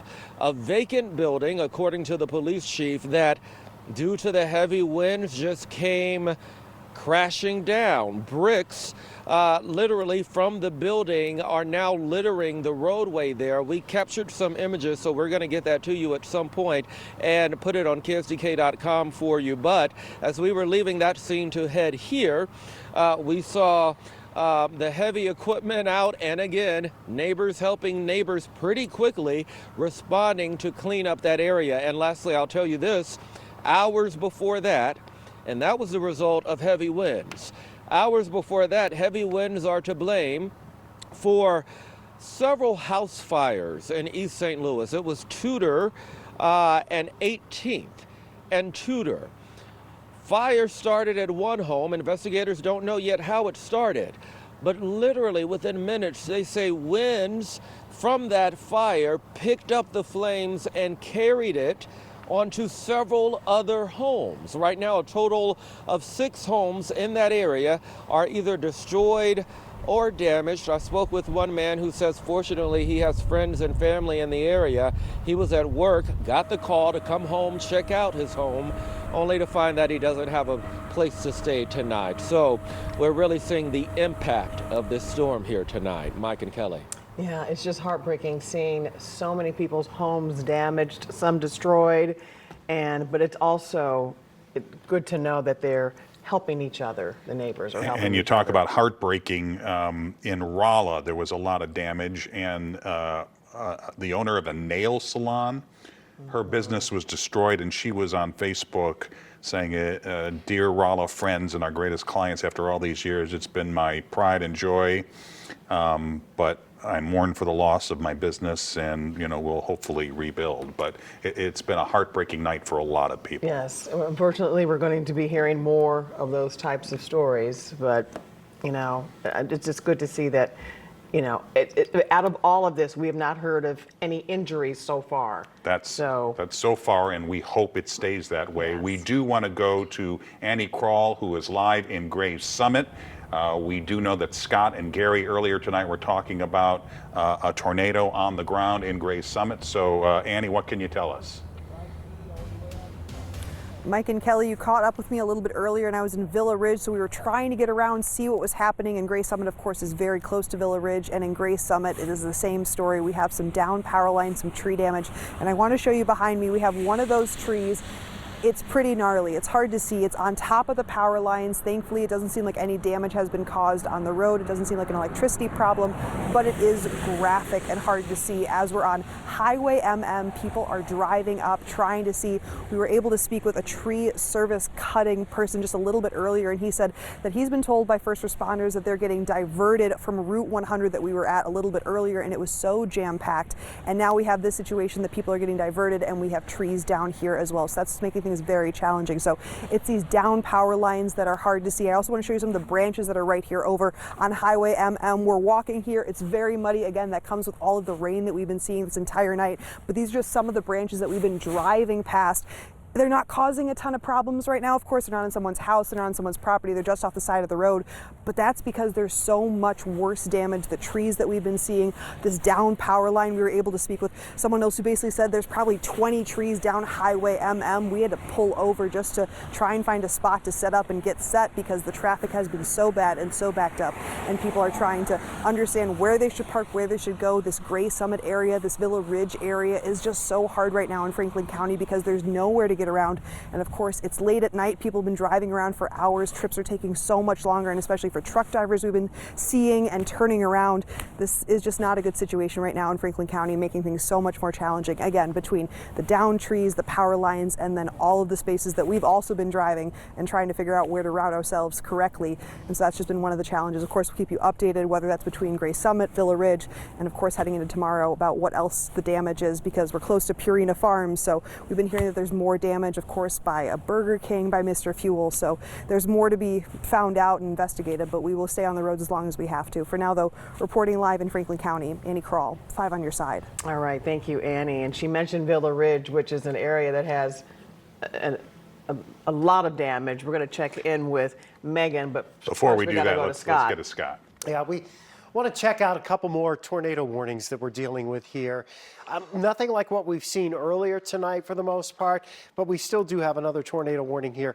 Eastern portions of Fayette County, and then that goes over into parts of Effingham County. So that's around the area of St. Elmo out along 70. This is a little more concerning, this area down towards Perryville that is sliding across the river. Some of that's going to skim into portions of southern Randolph County. We have a severe thunderstorm warning for southern portions of Randolph County too. That tornado warning, now a confirmed tornado warning, down for the Perryville area and then across the river here as you go just to the west of Carbondale. And you can see that circulation that's about ready to cross over the river here just to the south of Chester. So we'll watch that and track that, but that's just technically kind of out of our viewing area. Again, this area off to the east, you're already watching that roll out of the Fayette County area and the whole region in general. We're starting to see the drier air surge in around the backside of the system and shut off the rain north and west of St. Louis, bring an end to the severe weather chance. But this area down across southeast Missouri, down towards the Boot Heel, into far southern portions of Illinois, especially south of where we're seeing those thunderstorms now in Vandalia, into northern portions of Marion County, into Clinton County, going south, it's still an area that's somewhat favorable to see additional development in those areas this evening. And as you look at the storm reports, large hail, damaging winds, and some of the damaging wind reports we've had tonight have been in excess of 80 miles per hour. And of course, the tornadoes in and around the area as well. We will get confirmed tornadoes for sure tomorrow. We were able to radar confirm some of those tornadoes, but to get specifics on how long of a track those tornadoes were, the amount of damage done. We know we've had some minor injuries from what we've heard, but nothing that we've heard has been substantial. Now, we hope it stays that way as we go through the remainder of the night. It's, you know, with the damage reports, there is a lag there of some time before we start getting all of those reports coming in and across the bi-state region. So just looking one last time here around the metro area, we still have some rain and thunder coming in down across Jefferson County, right along 141 here near Fenton and sliding in towards Sunset Hills. That'll slide in over downtown here in the next hour or two, but it's not severe and not expected to be. Areas farther east of St. Louis, the more favorable environment. So I think we're kind of winding down our severe weather chances for most areas, certainly metro area north and west, as we continue through the evening, Mike and Kelly. All right, we have seen a lot of damage tonight in Villa Ridge, and we're finally getting a good look at it, and Megan Kernan is live for us tonight. Megan. I mean, we have been trying to get to this exact point all night. We are on Highway 100 and I-44, and the damage is absolutely unbelievable. I want to take you to the Phillips 66. You can see the top of the roof completely missing. Now, there is a Burger King attached to this building. We don't know the extent of that Burger King, but we're told it's also destroyed. I also want to take you over here, just over to the side, 2 semi-trucks that have overturned. There's so much damage on this highway. Just across the street, there's another building completely destroyed. The damage is absolutely unbelievable over here, and it's really just almost takes your breath away just to see all of this out here as you're driving through. Down power lines. We know that officials told us that there were 2 people taken to the hospital with injuries, but thankfully there have been no fatalities. Now I want to take you over here to the other side. There is a Mr. Fuel gas station. It looks like there's a lot of damage over there as well. There's overturned cars. There's even more downed power lines. Now again, this is the first time that we are actually coming over here because emergency crews are just doing their best to try and, clean up this mess. There's so much to clean up, and you can tell that in the daytime you're going to be able to see a lot more of this damage, but just so many downed power lines, so much destruction over here to so many of these businesses right off of Highway 100 and I-44. So again, the roof of Phillips 66, that's gone. The Burger King, there's damage there. Overturned semi-trucks and cars, just a lot of horrible destruction out here. And I know emergency crews are working so hard. We were down, just probably less than a mile away, and they were talking with people, trying to help people. But just once you get down farther and really see how much damage there is, it's really difficult to see. There's so many down power lines and just a lot going on here, but crews are trying to work as fast as they can. I know that the roads have been backed up for quite some time, for hours, but I know that they're trying to work as fast as they can. But as you guys saw, there's so much to clean up, so it's probably going to take a while. So Megan, I know before you were able to get out to the scene, you were sheltering in place when this apparent tornado came through. What did you hear? What did you feel? I know a lot of people were sheltering with you.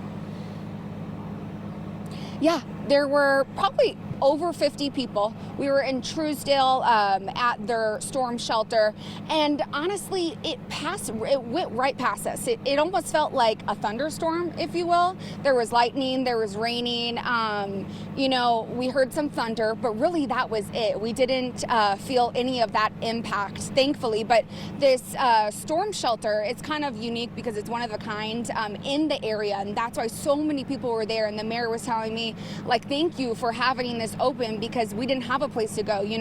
We live in a trailer park and we didn't have a basement to get to, and so they really appreciated that. People that were driving through on the highway, that they were heard on the radio stopping by, so it was a really great place to have just in case. But thankfully that area, as far as we know, did not get hit. But this area, on the other hand, is just completely destroyed. Can you give us an idea of the swath of the damage in that area? It may be difficult to probably, because it is dark. I'm sorry, Kelly, you said the... Do you know how much damage along Highway 100?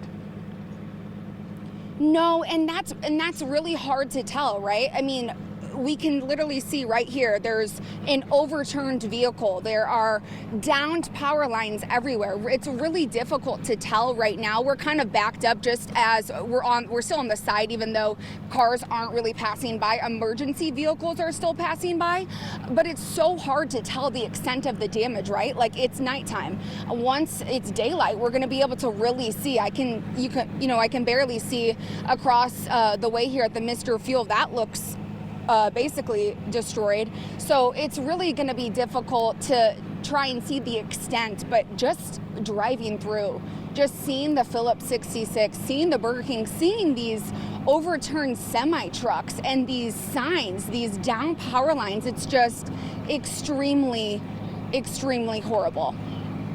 All right. Thank you so much, Megan, for setting the scene for us. All right, we also are. Thank you. We're also moving on back to Florissant. A tree limb crashed through Hendel's restaurant in Florissant. If you live in Florissant or around Florissant, you know Hendel's. A viewer sent us this picture. No reports of any injuries. Hendel's is a landmark in Old Town Florissant. It's right across the street from Sacred Heart Church. The good news here, as this tree crashes through Hendel's, is that there were no reports of any injuries. Yes, and Megan was mentioning, though, that there were at least 2 people injured where she was in that area. So hopefully, they will be okay. Let's check in with Gary once again. Yeah, as we continue to look at the progress of a few of these storms, and still there are a couple in our area that are hanging on. And you look at the back edge of this, as Scott mentioned, the drier air mass is starting to clear us out from west to east, really, not only just getting rid of the rain, but settling the wind down as well. But there still are a couple of areas. And of course, this one that's kind of hanging on is this last tornado warning that's still in place for another 4 minutes, I believe, from Lone Grove here and north of Kinmundy. And that is pretty much out of here in that regard. You'll notice that circulation has moved through. So that's important to note. If you're in that area, I just kind of want to prove that that's working its way out of our area completely in that sense. I do want to go further south. This is now a confirmed tornado. And it's what Scott was mentioning here as we continue to look at Randolph County. This is a circulation that I'll zoom in on, and we've got a couple of spots here that are at least, this is where we see that potential for that circulation right about here. And I'm going to zoom in right now and show you where this is. This is a confirmed tornado that we're seeing right about here, just south of Chester here, and you'll see that. Looks like a mess here on the radar, as often does. It's far away from the radar, but that's where we're seeing this area of rotation. For the next 15 or so minutes, we're going to have to monitor this spot here in Reynolds County as this continues to move off to the northwest. So, like I mentioned, south, just off to the south of Chester. And it's this area where we have this confirmed tornado. And let's see if I pull up, I believe I have the debris signature set up on this here, on one of these. Let's see if we can see something here in regards to what is being lofted up into the atmosphere, if anything, right? I don't know that it's a guarantee, but I do think that we see perhaps maybe a little bit right about here. That may be something that is maybe a little bit of something that is lofted up into the atmosphere. Not out of the question. There's no clear signature, but if we're going to pick something here, when we look at where the wind is right now, that would be my pick for what is being picked up here and lofted into the atmosphere right now. And the thing about this is it's moving so quickly here as you look at some of these spots here. And of course, some of this gets out of our area completely, but if you're following along on 5+ and you're maybe a fringe area of our coverage area, but you're following along, we're going to try to keep you posted as long as we can. But they're at the very least maybe not as tight of a circulation as it once was showing up on radar, but you'll see where the wind is picked up. Now, some of this is maybe showing up a little bit more simply because it's farther away from the radar, so it looks worse than it is. However, we're still looking at that potential, and this will switch back and forth between radars here as it goes back to red and green. Like I said, you'll see St. Louis radar, and then we have Springfield, and we kind of dodge in between all these radars. That's where you see these colors. So if you're hanging out with us late at night and watching me move some of this here, you'll see red and green here. That's further south, but then we also have this little bit of circulation here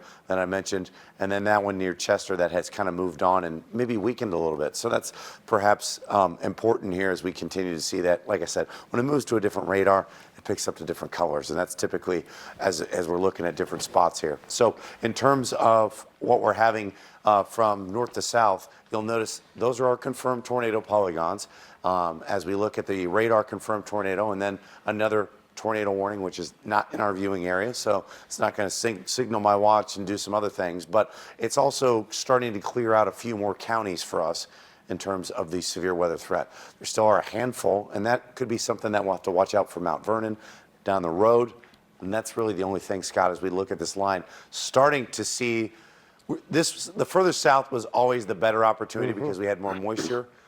But as we look to the north, things are starting to become more of a stratiform rain with a few rumbles of thunder and gusts to 30 miles an hour, where there's going to be an embedded stronger storm. But still, I think most of that, it seems like north of Mount Vernon, is kind of reining itself into a calmer sense now. Yeah, I think we're trending in that general direction for sure. Looking at some of the cameras around the St. Louis area, this is out in St. Charles. The power outages don't seem to be quite as extensive in St. Charles versus, say, Franklin County, Jefferson County, into St. Louis County. There's just not a lot in St. Charles, and there's not that many really in the city of St. Louis per se. Here's a look out at Lambert. We know there's been some flights delayed today, obviously, because of the mess that's been ongoing at the airport and these storms sliding through. You can expect this to be an ongoing scenario playing out into tomorrow because there are flight delays today. Aircraft are going to be out of position. Tomorrow, the storm system shifts farther south, and there's going to be some more problems tomorrow with aircraft getting in and out of St. Louis. Here's a look over in Highland, Illinois. It is still raining in Highland, but as Gary mentioned, we've kind of transitioned from that really stormy, windy scenario to more of a rumble of thunder and some rain there as we head off to the east of St. Louis. So there you are, looking over into Fayette County now. That tornado warning has expired in eastern Fayette County. Still a severe thunderstorm warning off to the east into Effingham County. We still have, for a couple more minutes, it looks like, in Perry County, that tornado warning. But there is also the tornado warning that's in effect there in Randolph County, and we're kind of jumping around. And I didn't plan on jumping quite that far, but that's where it went. Here's the big line, and you see how the first surge to the north of us here, that thing went up into Iowa and kicked off all kinds of wind and problems earlier today.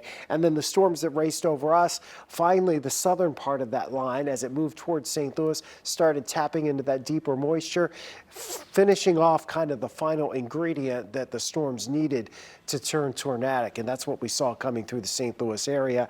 And now those storms that are down in southeast Missouri are quite a bit more impressive in terms of their structure and their ability to be more of the lone supercell storms producing all types of severe weather. So tonight, down across parts of western Tennessee, eastern Arkansas, Mississippi, maybe western Alabama, they will be dealing with that.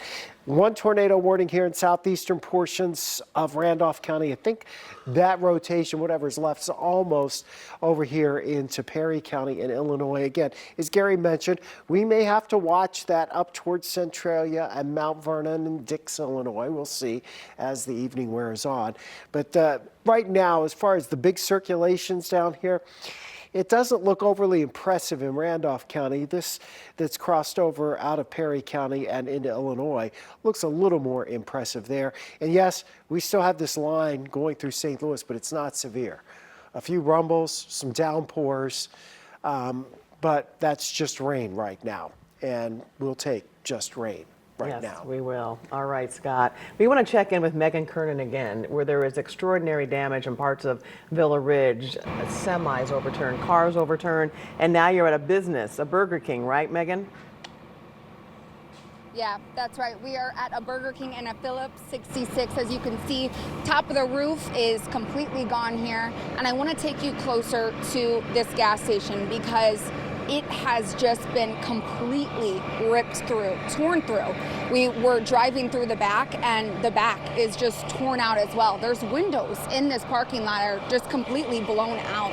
I mean, the damage inside, you can almost see if we can just stop for a moment and zoom in. It's, you know, the ceiling, parts of the ceiling are hanging down and, you know, it looks like maybe some people who might own this gas station, I'm sure it's completely devastating to lose a business like this. Now, I do want to walk down this way and show you guys the back of the restaurant here and the gas station. There is a semi-truck, two semi-trucks that have been overturned. Now, as I mentioned earlier, there were 2 people who were taken to the hospital.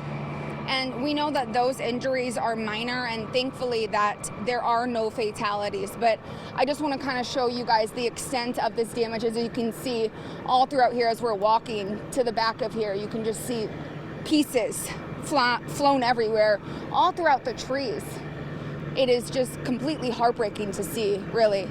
And if we get down just a little further, you can see the semi-truck a little bit better. Looks like it, you know, went into this utility pole. There's another semi-truck, a red one over here that has been overturned, a green one. And back here, I'm not sure how much we can even see because of how dark it is, but back here just completely, the Burger King, the back of the gas station just completely torn through. I mean, this damage is just absolutely unbelievable. And you can see there's so many crews out here working. It's really difficult to see. It's so heartbreaking. Yeah, it's really hard. Seems like there's a lot of emergency crews still out here working, just trying to figure out what happened. But like I said, you know, even whenever we pulled up, there were so many cars in this parking lot that had their windows just completely blasted through. But, you know, if you guys could see kind of a closer shot of inside, it really just looks like it was ripped through inside of there. Everything was hanging down from the ceiling. So really tough to see. And Megan, I just want to be clear, you had mentioned in an earlier report about 2 injuries, and you mentioned here now that those injuries were minor. Do you know if those injuries were related to the gas station or the semi-trucks? Do we know that yet? So we don't know that yet. We know that whenever I asked officials, it was at the where we were earlier, down just a mile away. So I don't know if that meant that those injuries came from there, or where those houses, you know, had some trees fallen into their cars. We don't know really if that was related to that or here. We don't even know how many injuries, but like I just showed you, these 2 semi-trucks, looks like this semi-truck even, you know, crashed into another one. These semi-trucks are completely overturned here. So, I mean, we're hoping for the best. All we know, and as far as I've gotten, is, you know, 2 people that were taken to the hospital. So. And you also mentioned, Megan, that there was another gas station. I think you said it's a Mr. Fuel. How far away is Mr. Fuel from the gas station you're currently at? So I'll show you. It's actually right here, just across the corner. So just across, you know, here at the intersection. We're here on Highway 144. So we're told that this gas station has a lot of damage as well, and we're actually about to go there next. So we'll keep you updated on that. But you know, it looks like from as far away as we are, it does look like they had significant damage as well. All right, Megan, thank you so much for showing that. Just shows you how powerful that wind is to be able to knock over semis. Right. That is very scary. Let's go back to Scott. Well, we had a lot of wind today. Even outside of thunderstorms, the winds were gusting in some cases above 60 miles per hour. We're starting to settle things down in most areas tonight. The storms southeast of St. Louis, they've still been packing a bit of a punch, especially going south of Perryville and heading down towards that Grand Tower area. But it looks like the storms are exiting out of Randolph County here. There was a tornado warning that's set to expire here shortly. I think we're safe to say that that's okay. But this storm is still producing some rotation as it slides across Perry County in Illinois. It may very well get towards Radome and up towards Centralia, Mount Vernon-Dix, and potentially in towards the Red Lake area. So you folks in those areas, that's kind of getting more out of our coverage area. But if you're watching us on 5+ or watching us on KSDK.com, you would want to be in your safe place right now. What's left of these showers and thunderstorms elsewhere, though, looking less than impressive. There's still some circulations in here. There's still some gusty winds. But again, the overall trend is for this to shift out of our area and the threat of severe weather to diminish. National Weather Service will be out surveying damage tomorrow. There are numerous reports of trees down across the area. They will be focused on buildings that were damaged tomorrow in the surveys to try to figure out how strong some of these tornadoes were. We can confirm some of the tornadoes existed because we could see the debris on the radar. So they were radar confirmed. The Weather Service will go out tomorrow and try to assess that with the people that they have available. This cell that's working its way over Clayton right now is producing some downpours. It's going to continue to roll to the north and slide through North St. Louis County, but it won't be like the storms we had earlier in North St. Louis County as it continues to slide off towards the north and northeast. One thing we haven't done is really talk about the forecast for the rest of the weekend because we've been focused on severe weather. But I think all of us are looking forward to the weekend at this point, and it'll be a weekend spent doing some cleaning and trying to fix some things and pick up some things. Tomorrow, still gusty breeze in the morning, but mainly just partly to mostly cloudy tomorrow. Tomorrow night into early on Sunday, we may have some scattered rain showers or snow showers, but it doesn't look like there's much in the way of significant weather there. Sunday's high is only around 55, but then Monday for St. Patrick's Day, we're back into the 70s after a cool start. We should be around 80 degrees on Tuesday. So this is a more tranquil pattern. We will have another chance of thunderstorms along about Wednesday, but no sign that any of those thunderstorms are particularly all that strong as we head towards Wednesday. Again, tonight's severe weather threat continues to shift away from St. Louis, but we're continuing to cover the aftermath, Mike and Kelly, as these storms have produced a significant amount of damage and left a lot of people in the dark across the region tonight.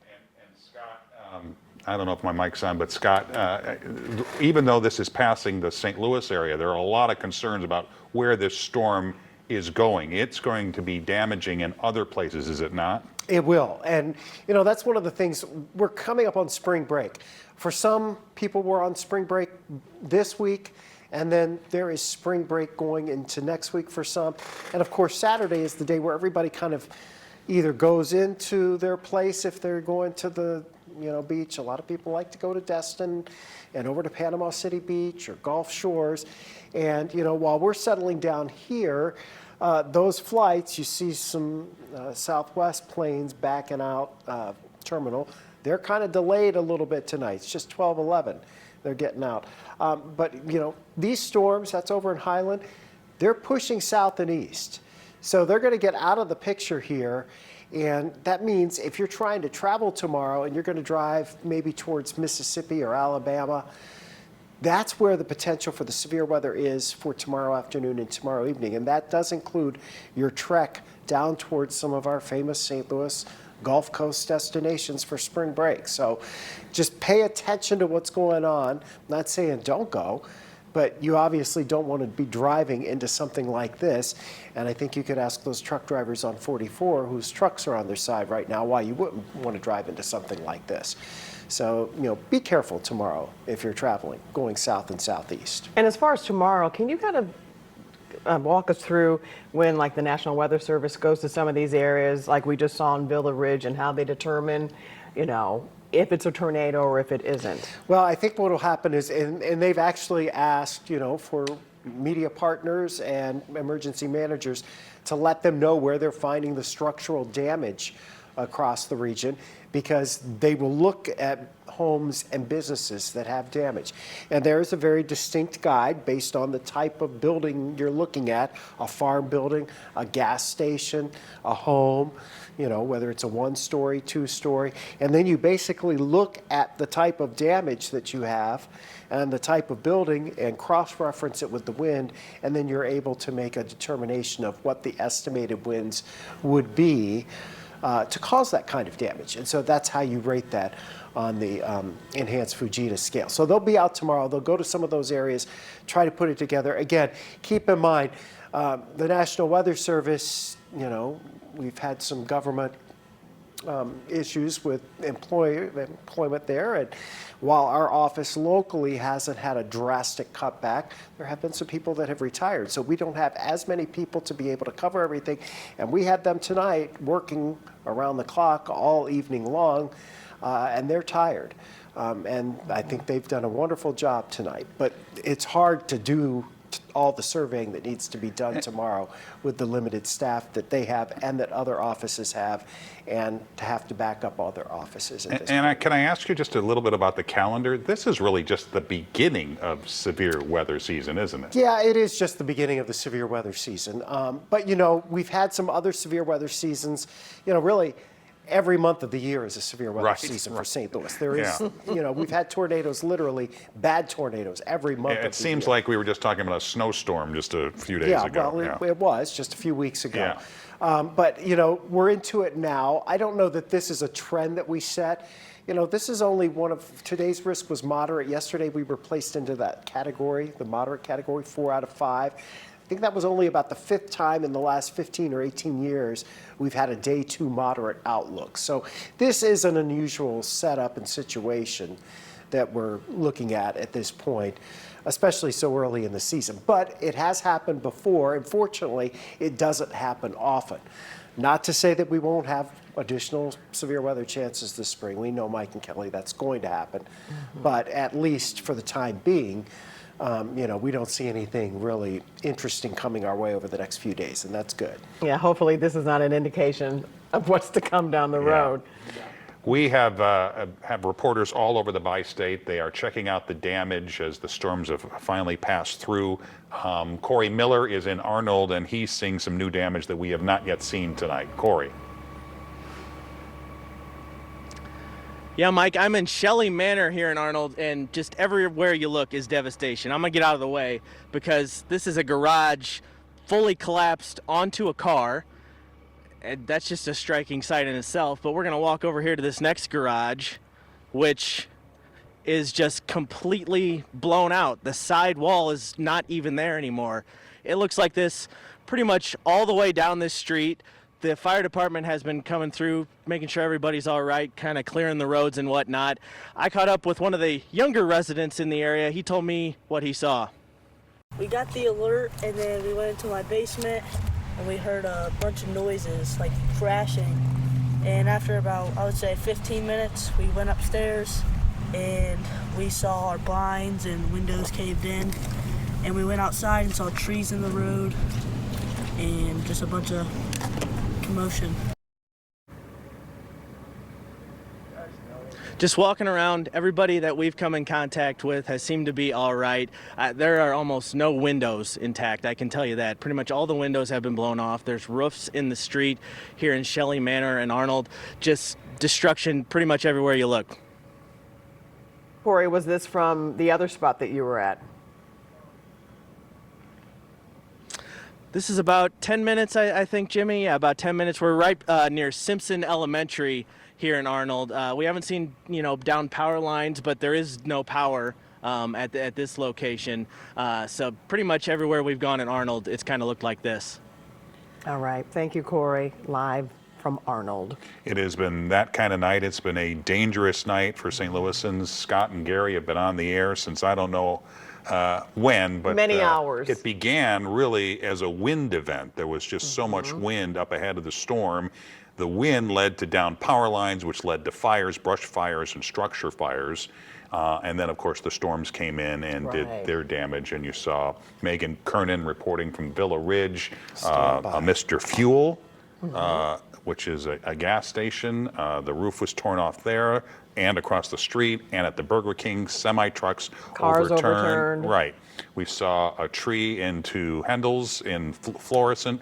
I mean, there has been a lot of damage. The one thing, at least so far, the good news is we have not reported on any major injuries, anybody significantly injured. We hope that sticks. Yes, which is truly amazing because this happened, at a time where people would or could be in these gas stations, could be in Hendel's, could be, in their homes or with the building that collapsed. So it's been especially, Gary, amazing. Because you and Scott often talk about these nocturnal tornadoes when they come in the dark. It's tough. Yeah, it's tough. And it's tough to see. Obviously, this is not one that we could see in the distance, and they're rain wrapped. And, fortunately, we've been talking about it at great length for the past 7 to 9 days, depending on when you look. And, we've been talking about this, and then it really started to heighten up over the last 24 hours when, like Scott mentioned, we don't get those day 2 moderate risk real often. We get severe weather, and we get this, and it moves out, but the moderate risk where it starts to look like this is pretty significant. Now, I'll show you from north to south. Obviously, the fact that we're starting to see things clear out a little bit, and we're starting to see that break where those confirmed tornadoes north of 70 out of our area, and then we have a couple of these areas to the south. But look at these tornadoes to the south where it was more favorable, where they have that just a little bit more moisture. I mean, you have a leading edge of nighttime tornadoes, which will continue to be an issue into Paducah as it crosses the Mississippi River further south into Memphis. Now, what I want to look at here from our perspective is where we're seeing this light to moderate rain in some cases, or north of Kinmundy, where we have some of this rain that is continuing to be an issue in some areas as well. Like I mentioned, this is not severe, but when you're looking at this specific area from DuQuoin like I said, that's out of our area, but we're looking at the latest scan, and to me, it looks like it weakened just a little bit, but this is what we're going to see whether or not this impacts Mount Vernon. And it's this particular cell. This continues to weaken as it moves off to the northwest. You see a severe thunderstorm warning. Otherwise, these are the only tornado warnings that we're really looking at. And technically, there are no tornado warnings still in place for our area. If you want to go off to our northeast, you know, that's the area. This is just switching radars if you're somehow just tuning in, which I don't think is possible. But, you know, as we're talking about things, this particular area of rotation here near DuQuoin. Now, this is a tornado warning that's in place until 12:30.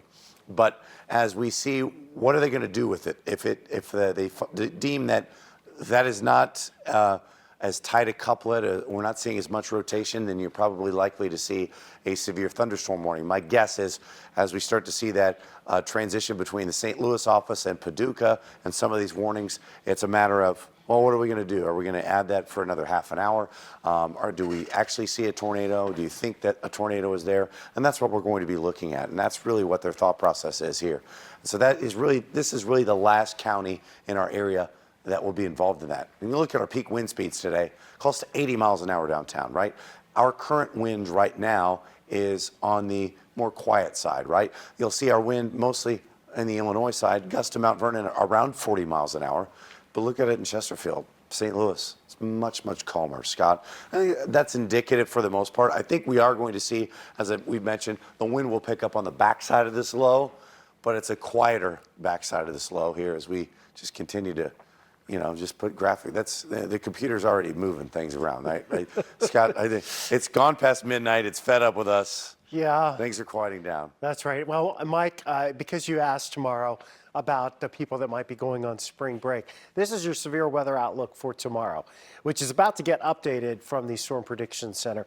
But this was a day 2 high risk issued across Alabama and Mississippi. That's something that's very rare. I mean, a high risk in and of itself, that's level 5 out of 5. You just don't normally see that at all. Now, that risk area is far, far away from us. Jefferson County. Oh, Jefferson County in Illinois? Is it a tornado? Yep. Okay. Same one I was just talking about. Okay, so that's from Paducah. So, but tomorrow, if you're traveling, Mississippi, Alabama, those are the big problems for those areas. All right, let's see what we got here. Highland, Illinois, right now. It looks like the power has come back on there. Remember, we had this picture a few minutes ago. You didn't see any of those lights. I knew there was something wrong with that picture, and I didn't pick up on it because it was just like the nighttime picture on a camera that doesn't have lights in any color. But now that the lights are back on, I know what we were looking at and what we weren't looking at. Okay, so there it is. This cell down here that's coming out of Perry County in Illinois is headed towards the Mount Vernon area. So you have Jefferson County in Illinois with a warning now. And again, our better threat for the severe weather has shifted southeast of St. Louis. That's where we have more of that potential lining up. And so this is where we've been tracking those storms. We still have some in the immediate metro area, but now they're coming to an end and racing off to the north and northeast. So we're starting to drain some of that rain around St. Louis now. The broader perspective here shows that tornado warning does stretch towards Mount Vernon, does include the northern reaches of Ren Lake right now. Not a confirmed tornado. This is just some rotation in the clouds. There may be some gusty breezes back here across portions of eastern Washington County. And certainly you've got the cloud-to-ground lightning that's much more intense as you go a little farther south, and especially going down towards Cape Girardeau right now. Really intense thunderstorms down there. But again, around the St. Louis area, we're looking at that activity tending to ease out of here, and we're thinking this is the last warning that we will see tonight as the showers and thunderstorms pull away from St. Louis. So Jefferson County in Illinois, you know, over here, southeastern portions of Washington County, southern portions of Marion County. It's going to be noisy for the next hour or two, still some gusty winds, but we think the worst of the storm will stay to your south and southeast. And the rest of us will start to dry out and start to do some cleaning up through the overnight hours and certainly into tomorrow. Mike and Kelly, very long day for us in the St. Louis area. Yes, it has been. And we want to check back in with Brent Solomon. Okay, well, we're going to check back in with him. He's going to have the Florissant fire chief But in the meantime, let's go back to Scott. Scott. Okay, well, we'll code that back up, and here you go. Same radar picture here that we're looking at. Again, the only tornado warning, technically Jefferson County in Illinois is kind of one of our fringe counties. In the old days, before high definition, we covered this area, our signal reached it pretty easily, and now with the high definition, not as well, but we still have some folks that are able, they have a good antenna and they got it pointed in just the right direction. And so that's why we still include Jefferson County, Illinois in our warnings. And again, going south and southwest from there, you get down into Carbondale. I'm not sure if SIU is on, if the Salukis are on spring break this week or not, but going down towards Carbondale, you've got the intense storms, and certainly that storm that's going in pretty close to Cape Girardeau right now, that has a confirmed tornado on it. But again, that's out of the 5 on your side area and continuing to move away, and that's the trend that we keep seeing here as we go through this evening. Now, overnight, cooler air will be filtering in, but it's not especially cold. And tomorrow, we're still going to be in the 60s, perhaps even close to 70 degrees for the high temperature tomorrow afternoon. So that's not bad at all, and I think we're pretty much done with the storms outside of that one rogue warning there that's over around Mount Vernon. So, you know, at this point, I think we're in pretty good shape over that way. Now, let me give you a quick look at some of the peak winds around the region today. I want you to notice Amarillo. In Texas and Oklahoma today, the winds outside of the thunderstorms were 75 to 85 miles per hour or higher. And so there were a lot of four-wheel, you know, the big trucks, tractor trailers, that were blown over in those areas. So, you know, and that was without thunderstorms. Our wind gusts outside of thunderstorms today, 55 to 60 miles per hour. In thunderstorms, 65 to 80 miles per hour. Pretty impressive. All right, Scott, thanks very much. We want to go back to our reporter, Annie Kroll, who is live in Gray's Summit, where they had some damage tonight. Annie. Mike and Kelly, I'm still on Highway MM in Gray Summit. It's been blocked off. Thankfully, we have a couple of tree cutting services out here, a couple of first responders making sure that it's safe. They're asking people, if you are still out on the roads by this hour, to take a detour closer to Highway T, St. Albans. Earlier, this was going to be the road that was diverted off of Route 100 that we showed you because there was just so much damage close to that Mr. Fuel. There was also another couple of those gas stations, a Burger King over there, and they were getting diverted over to Highway MM. But as you can see behind me, we have some serious damage on this road as well. We have a tree that's completely down here. I'm staying pretty far away from some down power lines. We were speaking with some experts earlier. They said they're not positive if Ameren has turned off the electricity off these power lines, so we're staying, of course, away from that in order to stay safe. But of course, as you can see, we have this down tree. I can tell you, it smells like Christmas right now. There's so much sap and pine in the air. It just smells so crisp, and of course, there's that wet dampness in the air, but thankfully a lot of that rain has stopped. This tree is pretty devastating, of course, blocking off Highway MM. We saw probably about 2 hours ago, we had a line of cars that we were deeply in because you just couldn't get through Highway MM, and of course Route 100 was still closed. So at this point, Highway T is probably your best bet, what we're hearing. And of course, we were able to speak a little bit earlier with Chris Nauman, who's the tree service with Chippers Tree Service LLC. He's the owner and he's been doing this for 6 years. He said this is one of the worst nights he's worked on. It's worse than I thought it was going to be so far. I mean, obviously we can't see the daytime damage, what we're going to see tomorrow morning. So there's underlying things that are out there that we don't know. And unfortunately, the subdivision up the way here, you know, obviously we don't know what it looks like. The guys there, first responders, are having a hard time, I'm sure. You know, I worked a Joplin tornado, did search and rescue after Joplin, and obviously this isn't that bad total, but we have spots that apparently are, so it ain't good. And Chris grew up in Gray Summit. I asked him what his plans are for the rest of tonight, and he said he will be out here as long as it takes to try and cut down some of these trees, and of course anything else in the area.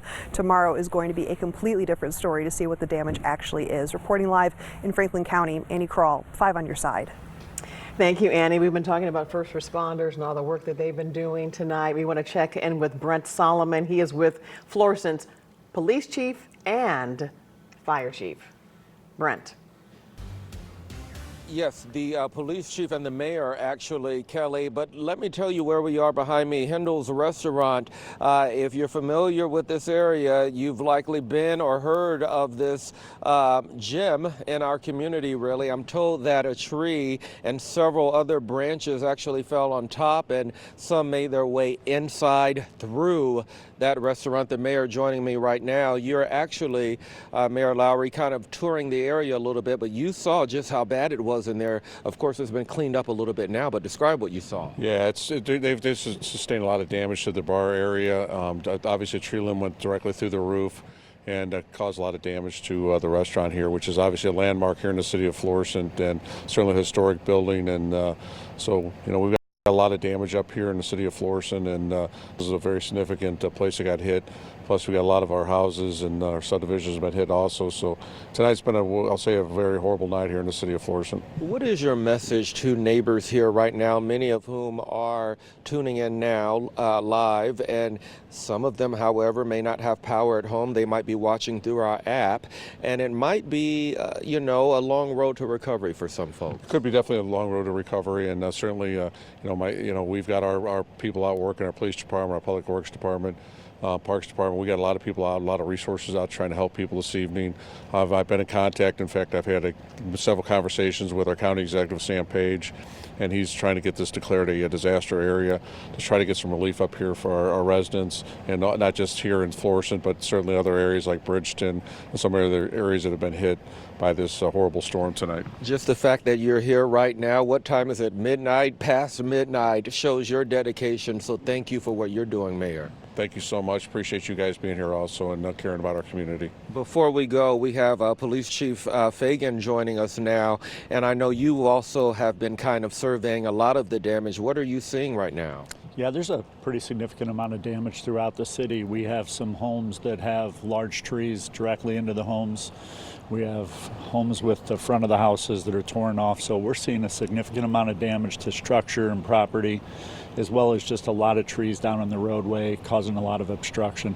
We're most thankful for all of our first responders. In fact, every opportunity I get, I remind people to thank them when you see them.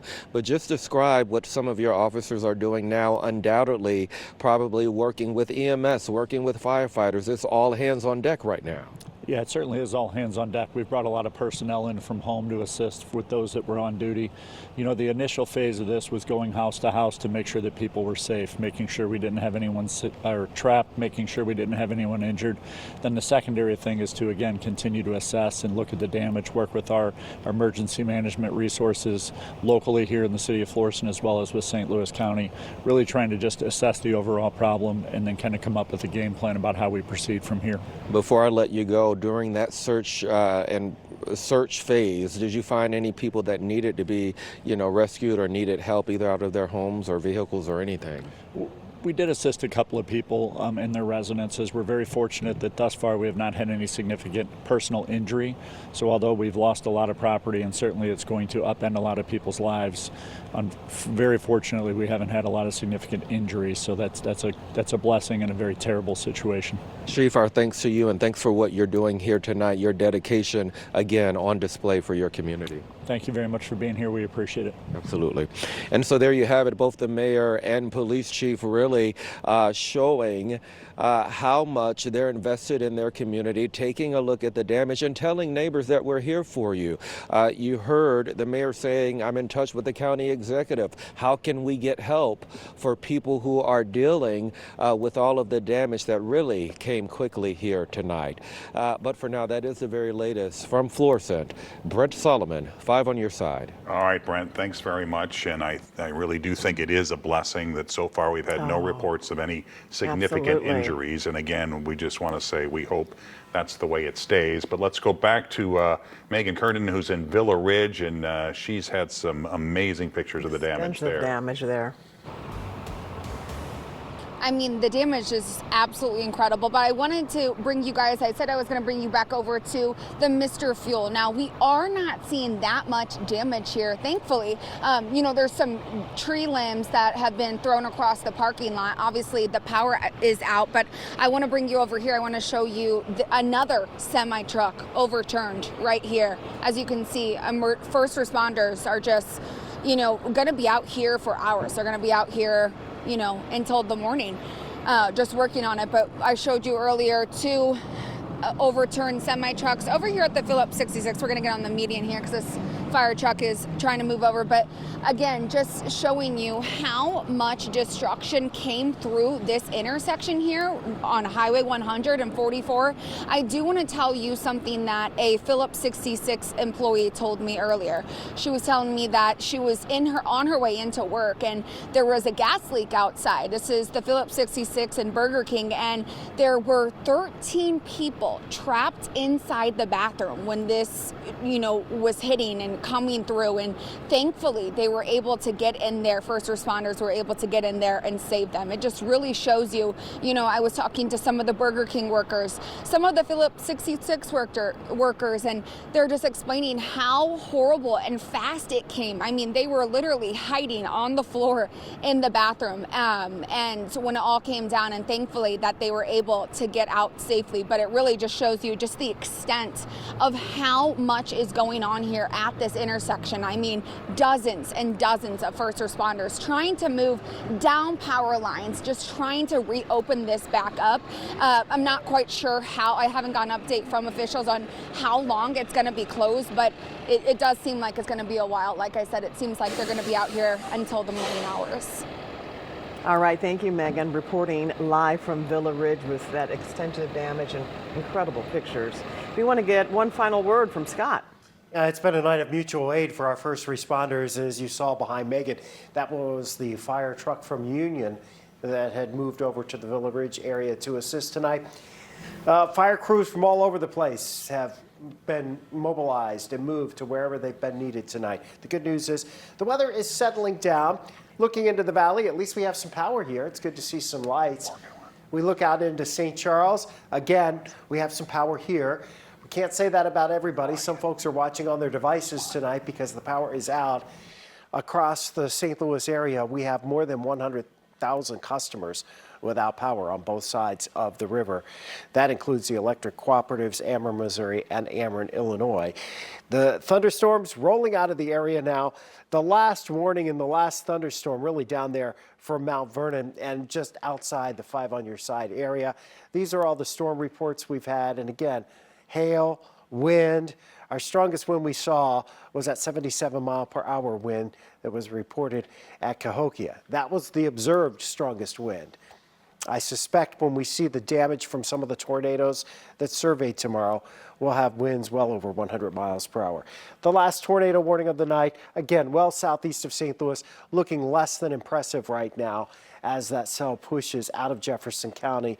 So again, yes, there's some rotation. It doesn't look like there's anything on the ground, but still be inside, away from windows and doors until the last of these storms pass through. They should be gone in the next hour or two. Look at our temperatures. We're dropping back tonight into the upper 50s and lower 60s, still above average for this time of year, but much drier air is surging in, and tomorrow it's a mix of sun and clouds around the St. Louis area. Kelly and Mike, we will have a chance tomorrow to dry out a little bit as the clouds start to break up. We will be cooler in the 60s for highs, but mainly dry tomorrow, maybe tomorrow night into early Sunday morning. There's a couple of raindrops or snowflakes, but not enough to cause us any impacts and not enough to be concerned about. Next week looks a bit quieter. And there you have it, our weather impact alert for this Friday night into Saturday. Yes, we will have more coverage later this morning on Today in St. Louis, beginning at 6 a.m. You can also text storm damage pics to 314-425-5355. Good night.